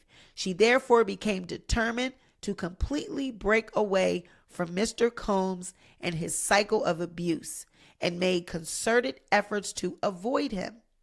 In September of 2018, she joined Mr. Combs for a dinner at an Italian restaurant in Malibu, California, for which she believed would be a discussion about concluding their relationship for good. At dinner, Mr. Combs and Miss Ventura returned to Miss Ventura's home, which was paid for by Mr. Combs. Mr. Combs forced himself into her apartment and tried to kiss Miss Ventura. She told him to stop and attempted to push him away. Mr. Combs then forcibly pulled off Miss Ventura's clothing and unbuckled his belt.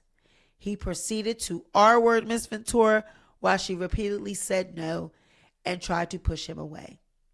Soon thereafter, Miss Ventura took steps to completely separate herself from her longtime abuser, including by leaving the home that he paid for and returning the car that he purchased. Despite moving away, Miss Ventura's address was posted online in early 2019, leading to fears for her safety. Miss Ventura, who was under immense duress during the months after Mr. Combs raped her, took all steps possible to entirely remove herself from her abuser's ambit, including by entering into contracts to end her record deal with Bad Boy Entertainment.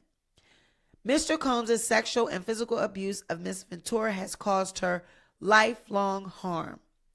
As a result of the immense trauma that Miss Ventura endured for over a decade with Mr. Combs, she has suffered and continues to suffer from immense emotional distress. Now, here is where I have a problem. If all of this happened, it caused her immense emotional distress. Cassie, why would you take money again to be quiet? What he has done to you all these years is what you just ended up doing with a settlement. He laughed at this. This did not represent any fear for him. It didn't represent any immediate danger. He was not the least bit moved. He knew that he was going to settle and be done, which is why he quickly settled a day later. It was that easy because he knows Cassie. He knows that all he got to do is give money, give a trip, give a fancy car, a bracelet. I don't hear her mentioning anything about returning any of the clothes, jewelry. She said she felt like she was shackled by him at one point by all of the jewelry, bracelets, and everything he'd given her. Did she return any of that? Right? So following her escape from the cycle of abuse and sex trafficking that she endured, she struggled with the physical and mental manifestations of her trauma. The birth of her 2 children, however, allowed her a new lease on life and gave her purpose. She credits her children with saving her from the trauma that had consumed her over a decade. Except for the months when she was pregnant with her children, Miss Ventura struggled with her addictions to drugs and alcohol, addictions that were established and fueled by Mr. Combs. She turned to substances to drown out the memories of her abuse. Without being intoxicated, she suffered from horrific nightmares of the forced sexual acts that Mr. Combs demanded she participate in during the regularly scheduled FOs and the physical beatings that she endured throughout her relationship. She had difficulty eating or sleeping, and her relationships with her family suffered. During this time, she frequently had thoughts of ending her life. To rebuild her life and career, Miss Ventura needed to completely reinvent herself. She checked herself into an inpatient treatment at a rehabilitation center where she first confronted the extent of the trauma that she lives with. She has required intensive therapy and other medical care to recover from Mr. Combs' abuse, and she will forever live with the physical and psychological repercussions of the over a decade of violence, fear, and exploitation that she endured. Although Miss Ventura was unable to speak up against the years of abuse that she endured at the hands of Mr. Combs, she has since been able to rebuild her life and confront her trauma.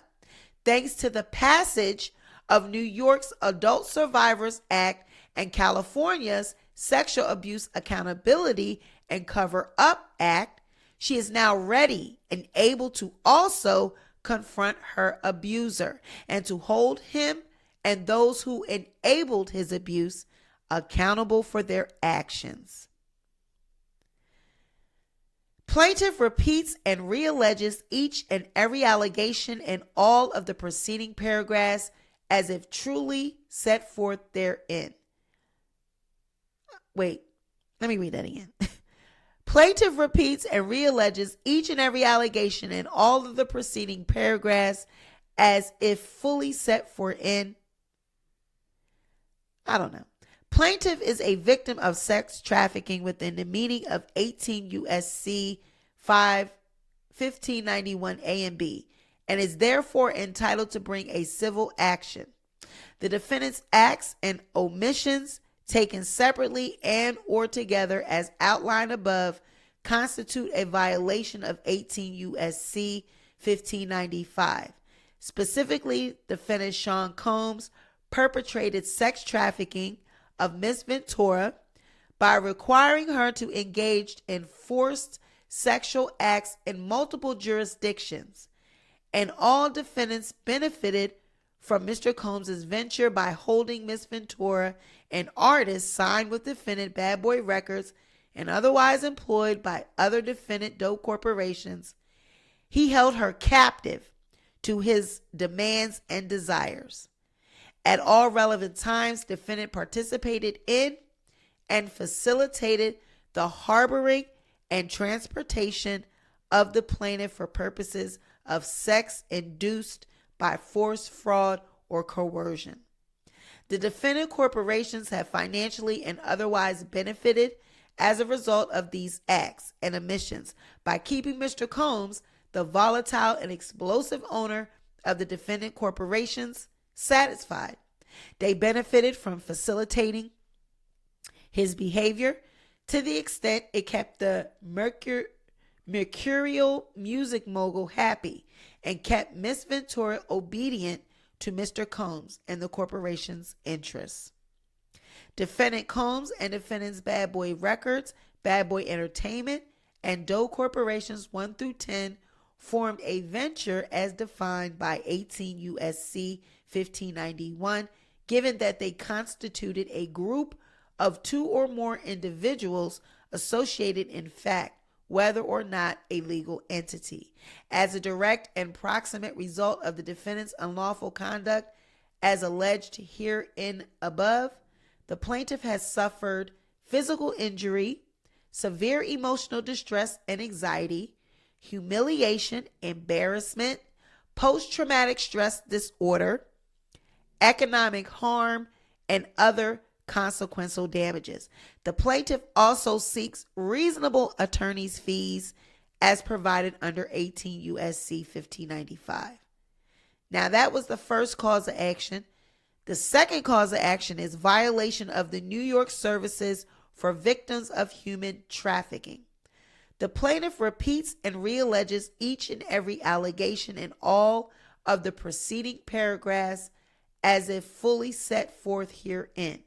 The plaintiff is a victim of sex trafficking within the meaning of NY Penal Law 230-34 and is therefore entitled to bring a civil action. The defendant's acts and omissions taken separately and or together as outlined above constitute a violation of NY Social Service 483BB. Specifically, the defendant Sean Combs perpetrated sex trafficking of Miss Ventura by requiring her to engage in forced sexual acts in the state of New York. And all defendants benefited from Mr. Combs' venture by holding Miss Ventura, an artist signed with Bad Boy Records and otherwise employed by defendant Doe Corporations, captive to Mr. Combs' demands and desires. At all relevant times, the defendants participated in and facilitated the harboring and transportation of the plaintiff for purposes of sex induced by force, fraud, or coercion. The defendant corporations have financially and otherwise benefited as a result of these acts and omissions by keeping Mr. Combs satisfied. They basically saying that they did everything that, he wanted them to do. They benefited as a result of his acts because by keeping him satisfied and happy, they continue to get paid, right? They weren't getting paid off of the work she was doing, by having the sex or whatever, but by allowing him to continue to be a mogul and make money and be successful, they all benefited. And that's how she's able to, under this law, say that she was being trafficked, because they would facilitate places to meet, the hotels, get the men, do all of these things. But when she said that she was herself setting this up, in a way, she was also facilitating. So I don't know if that would even stand as human trafficking, because if he was started to make her be the one to do, and that probably was why he did that, so that if she would ever try to file charges or something, he could say, well, she was liking it because she was setting it up. She was the one going online and getting the big black cocks. She was the one looking for the big black dicks. Go look at her search, her search history. Go pull up the laptop. Go get her tablet. Go get her phone. She was searching up these big black cock searches. And she was going and picking the male prostitutes. So that's strategic. He did that purposely. So the violation of the California Trafficking Victims Protection is basically the same thing. It's constituted as sex trafficking because she was engaged in forced sexual acts. They, facilitated and harbored the transportation of her for purposes of sex.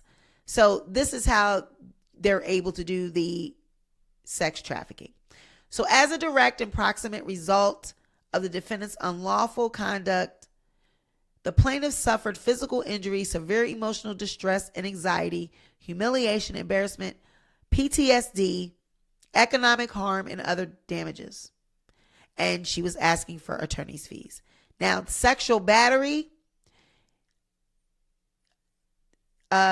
They were charging him with this as well. As a result of Mr. Combs' alleged conduct, the plaintiff suffered physical injury, severe emotional distress, humiliation, embarrassment, anxiety, PTSD, economic harm.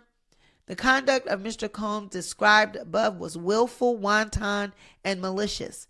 At all relevant times, Mr. Combs acted with conscious disregard of the plaintiff's rights and feelings, acted with the knowledge or with reckless disregard for the fact that his conduct was certain to cause injury and or humiliation to the plaintiff, and intended to cause fear, physical injury, and or pain and suffering to the plaintiff. By virtue of the foregoing, the plaintiff is entitled to recover punitive and exemplary damages from Mr. Combs according to proof at trial. The action is timely because it falls within and is brought during the 1-year time period set forth in that section.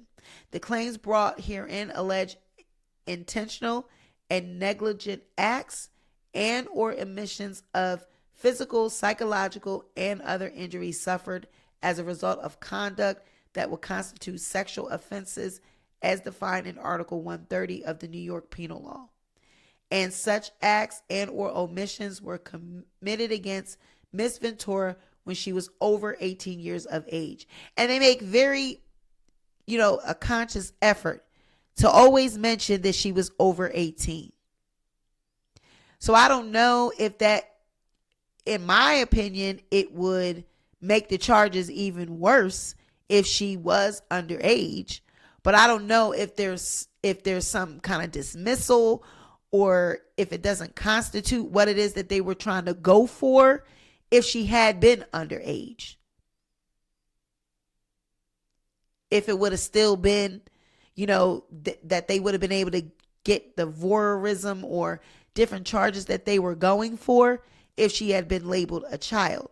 So, I don't know why they were making such a point to keep mentioning her being over age. Because I don't believe the fact that they had to mention it so much, I don't believe she was over age. I just, for some reason, I keep thinking she was 17 when she got introduced to Diddy. When you look at those photos of her with the shaved head and, even before that, she just looks very young. Younger than 21, younger than 19. She just looks 16, 17-ish. When she met her manager, he was spotting her out at clubs in 2005, 2004. Even early as 2002, she was on the scene because, like I said, she was singing with Mario. She was in his video. That would have made her very young in 2002. And back in those days, they were dealing with underage girls. A lot of labels would have underage girls around, partying and in the studio when they're recording. They would be doing, things with these underage girls.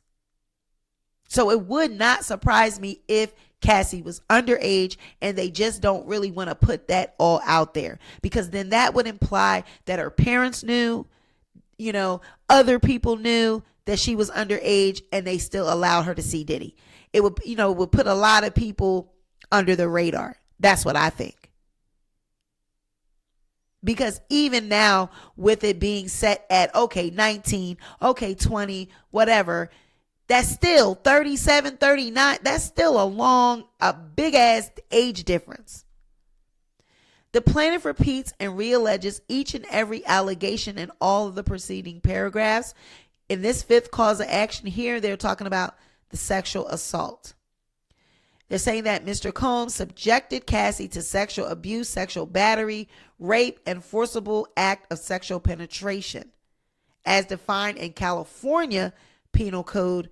And so, like I said, they had multiple jurisdictions because she had he had an apartment in New York for her, apartment in California. So all these different things that they were doing was taking place in all these states.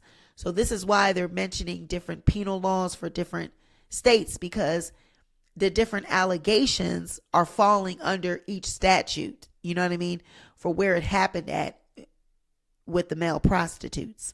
Sometimes they would be at the Beverly. Sometimes they would be at the One. Sometimes they would be here. They would be there. They would be everywhere. The defendants' corporations were entities that were engaged in the cover-up. All right?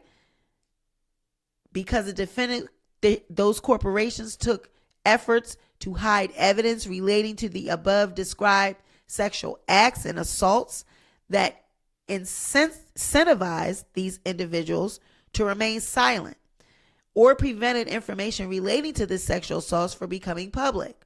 So they were covering up all of this. His employees, the management, everybody that was ahead of these corporations that were Diddy's, his security guards, all these people were engaged in covering up what was happening to Cassie.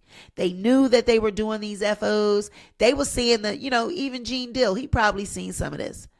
They seen the prostitutes coming in and out of these rooms. They knew Cassie was in there. They knew they was all in there drugging and partying. And see, that's why he wouldn't go get other people in the industry to do it.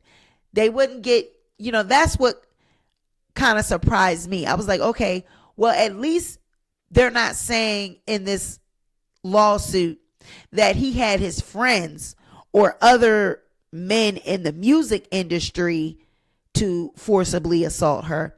They went and got prostitutes because they knew that they could pay them, and they could pay them for their silence. They could go ahead and sign NDAs and all this and that. And then that way people wouldn't see what Diddy was doing in the industry. They can keep, it was like he said, their little thing, right? And then by him taping it, because you remember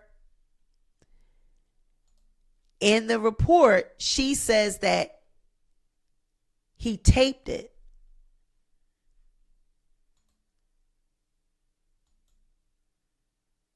Oh, wow. Can you guys hear me? Let me know.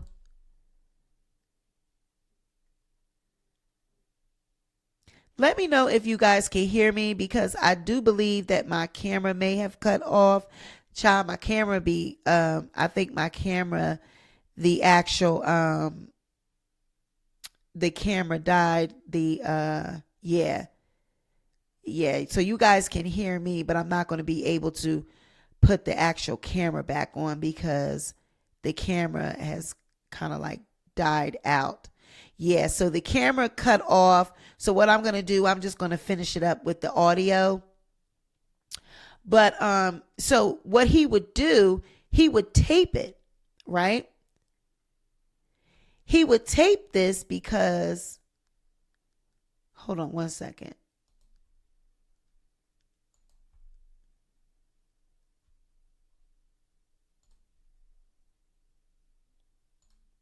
Yeah. Okay, that's okay. We can just go ahead and finish up with the audio.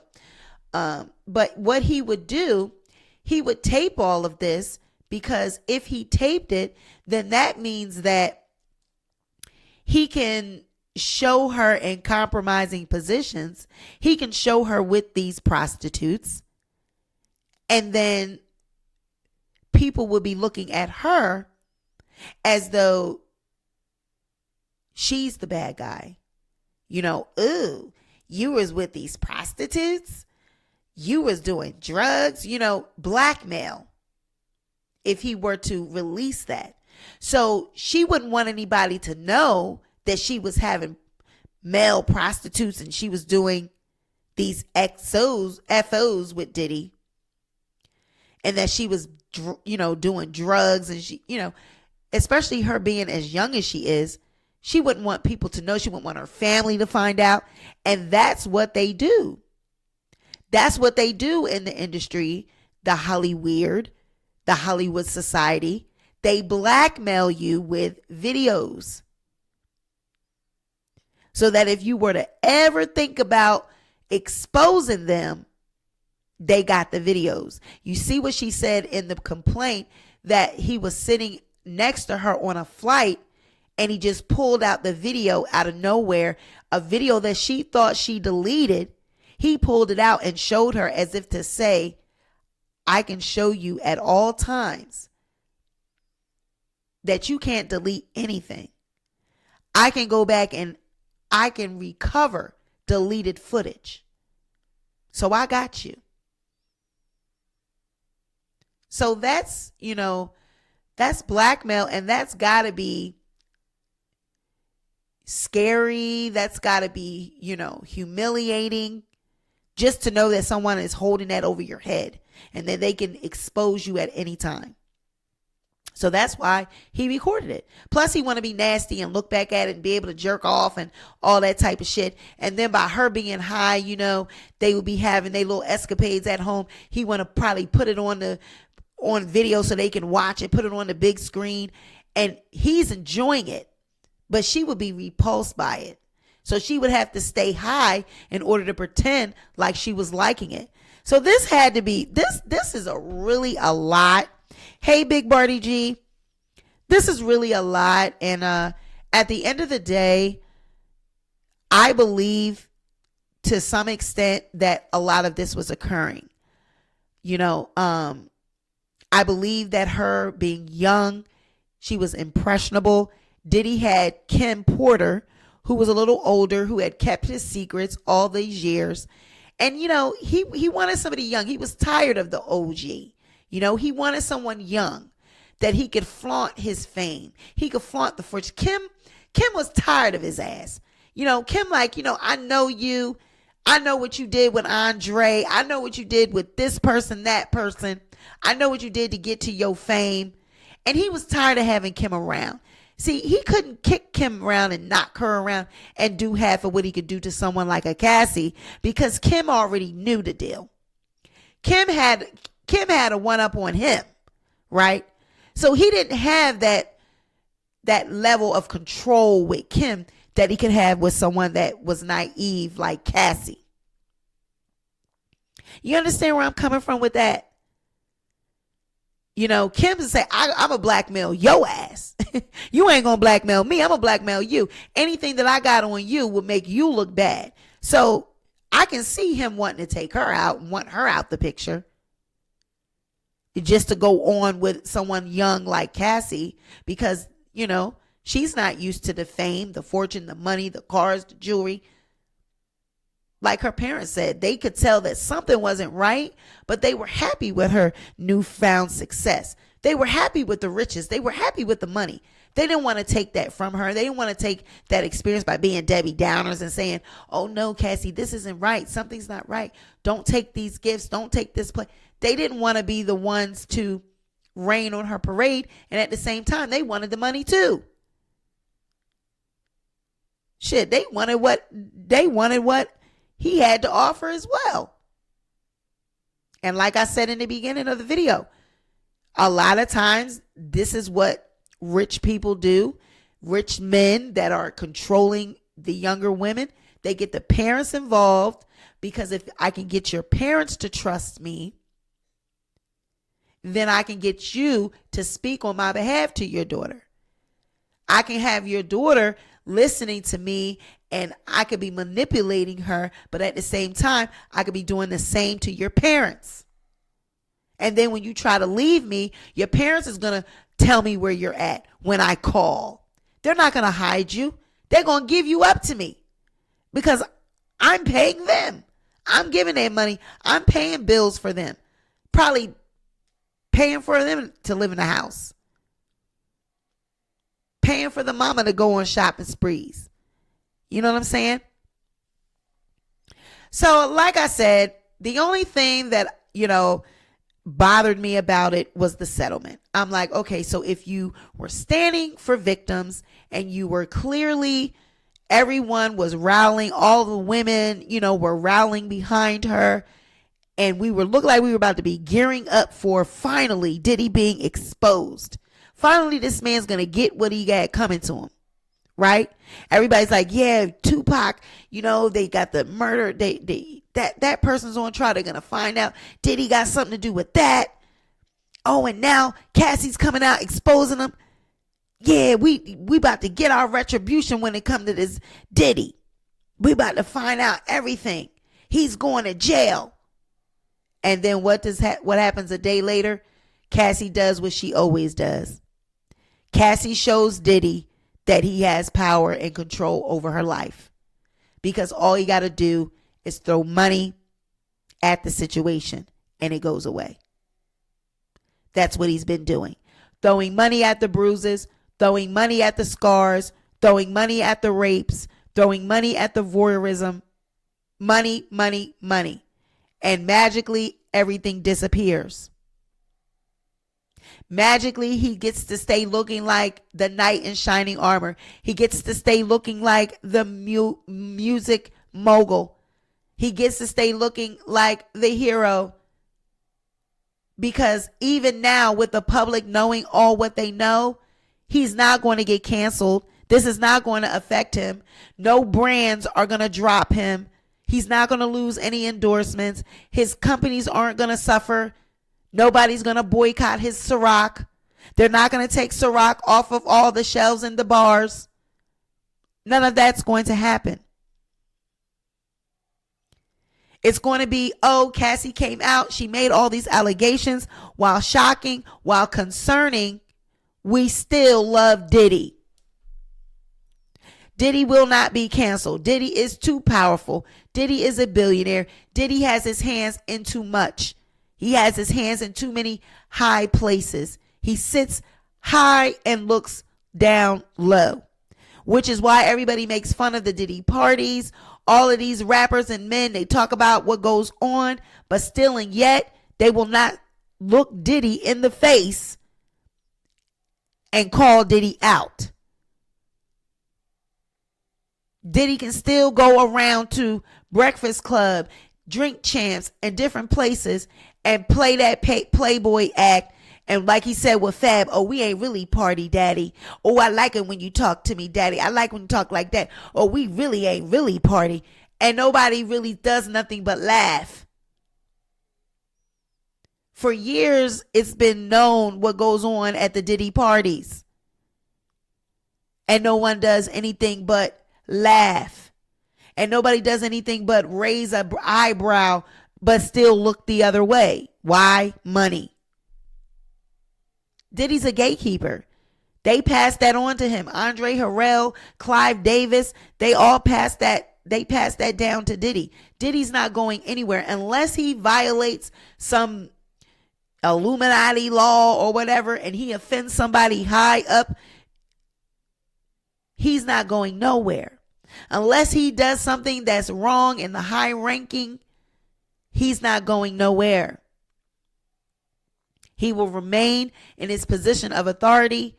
He will remain a gatekeeper. He will remain doing what he's doing. He will be allowed to continue doing what he's doing. He buys these women, all of these younger women and all these pretty women that flock at his side for money, for trips, jewelry, all this shit, pocketbooks. They're going to continue to do that because of the money. Nowadays, people are so superficial. They can be bought.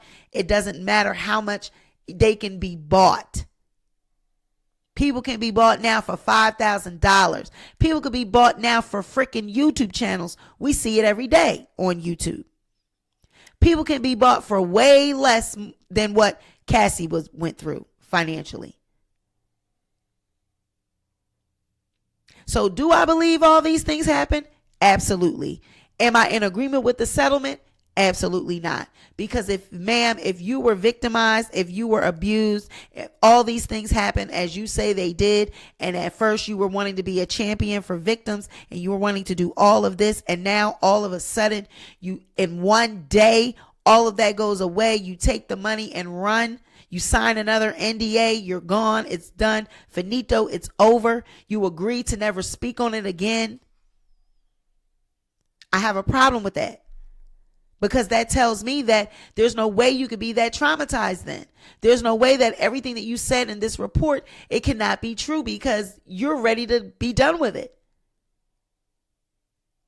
I don't see how it was so traumatic and it needed a lawsuit and it needed money and it needed all of these reparations. And then as soon as he settles, all of this is not needed anymore. The victims don't need nobody to stand up for them no more. Your truth don't need to be heard no more. You feel like you put it out in the complaint, the world knows about it, that's it.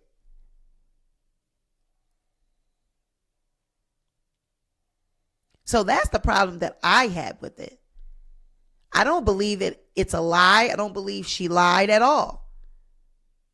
I don't know to the extent, I don't think that anyone will come out and say that they were beat like this.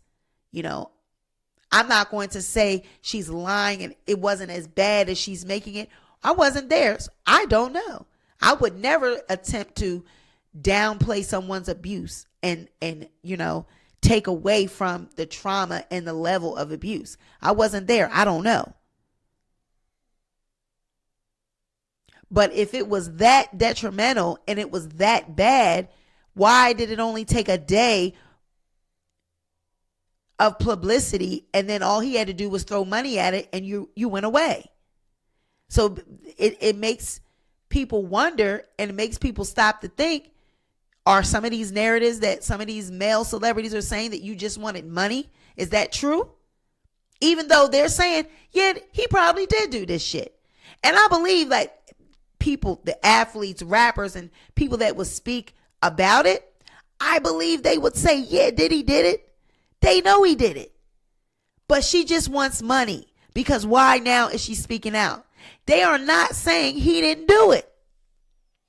They saying, why now does she just wants a money grab. Peep that. I don't really think anybody's come out and said Diddy didn't do that. He's not guilty of that. They're saying, why now after all this time? She just wants money. So it's like, girl, all of a sudden now you're thankful for the fans, you're thankful for the lawyers, and now you're just done. It's good. We're not going to speak on it no more. After one day, that quickly. But that's why I said Diddy wasn't sweating it. Diddy wasn't tripping. Miami ain't come out and say nothing. Nobody said anything because Diddy knew all he had to do was throw a few dollars at it and it was going to go away. Because he knew he did these things. He know what he did.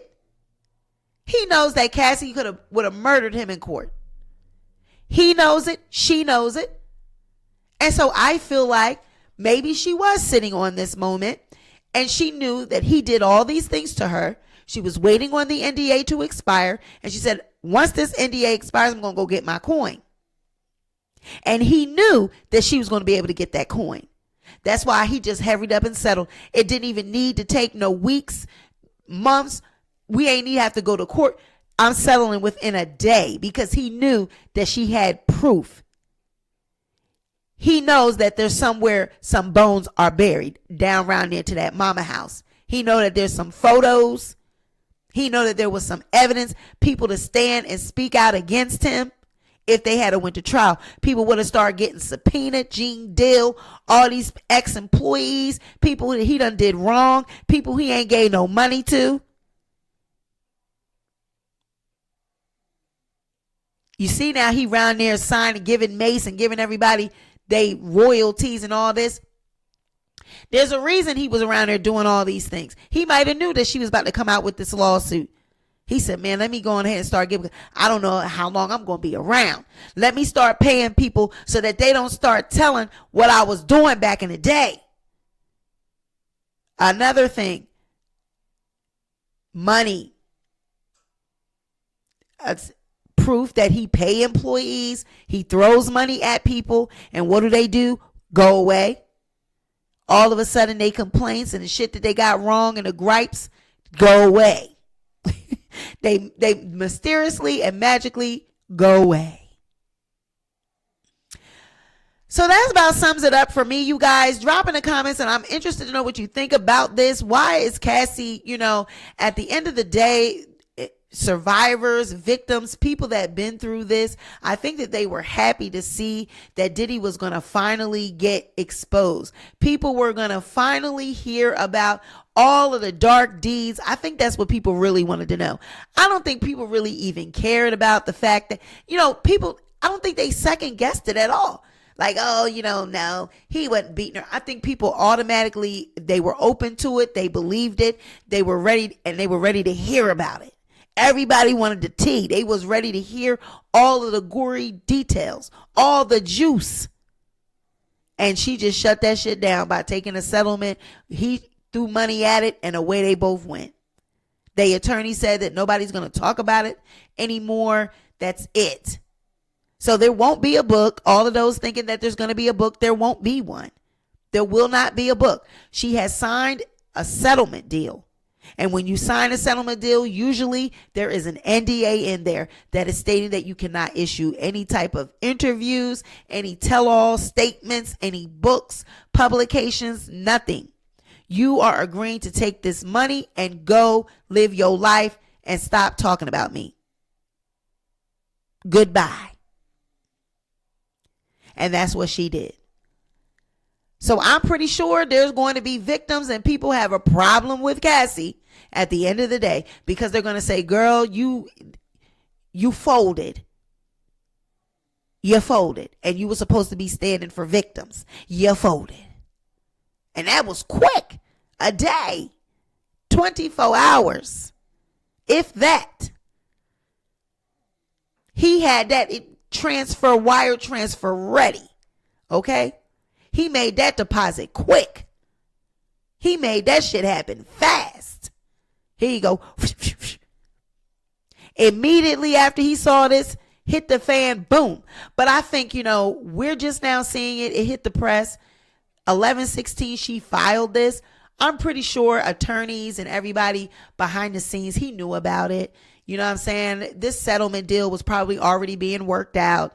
And it happened to fall like this. It looks like it was just a day after, but it probably was already in motion. We're just seeing it happen like that. They've been talking about this shit behind the scenes. So Diddy has reached a settlement with Cassie. She is no longer suing Diddy. It is over. It is finito. She took whatever amount he gave. It is not disclosed, and it will not be disclosed unless somebody leaks it or whatever. It will not be disclosed. We won't know. We'll only be speculating. She did ask for $30 million in this lawsuit, so I'm pretty sure it wasn't $30 million, but you can best believe it's in the millions. Probably about 10, probably something like that, 15, might be a little cute 20. And she went on away. She can go live her life, live the rest of her life out as a millionaire, because she won't be having a career. She won't be modeling. She won't be singing. She doesn't have no type of career. What is she even doing? Right? So she do need that money. And she knew that she had a story. She knew she had a case. She knew she had a story, and Diddy did too. Diddy knew that there was going to be some really dark secrets that came out if he didn't squash this shit now. This was just the tip of the iceberg. This complaint was just the beginning. They was going to really go into it when it got down to the trial and discovery. We was going to really get to see what was going on. So he didn't want that to happen. He ain't want his good girlfriend Carisha to be exposed, because that would have been exposed too, because what they do is the same thing. You think he just was doing that with Cassie? You think he ain't been continuing that? Oh, he just did that with Cassie, and now all of a sudden he don't like voyeurism no more. He don't like jerking off and watching her suck big black cocks. No, Carisha like big black cocks, okay? She like all that type shit. So, they two peas in a pod. He finally found his match. He met his match. Okay? No matter the age difference, he met his match. All right. So you guys drop in the comments. Let me know what you think about this video. And let me know what you think about Cassie, Diddy, the whole 9 yards. And what do you think goes on with Carisha and Diddy? Do you think that he's hiring some type of prostitutes and Carisha is taking them in succession one after another, child? Or you think Saucy Santana, you think they having a threesome? Child, let me know what you thinking in the comment section below when you catch the replay. As always, it's been a pleasure, you guys. Like the video, share the video, but most importantly, be sure to subscribe to the channel, and I will catch you guys on the next video. I'm out, y'all. Bye.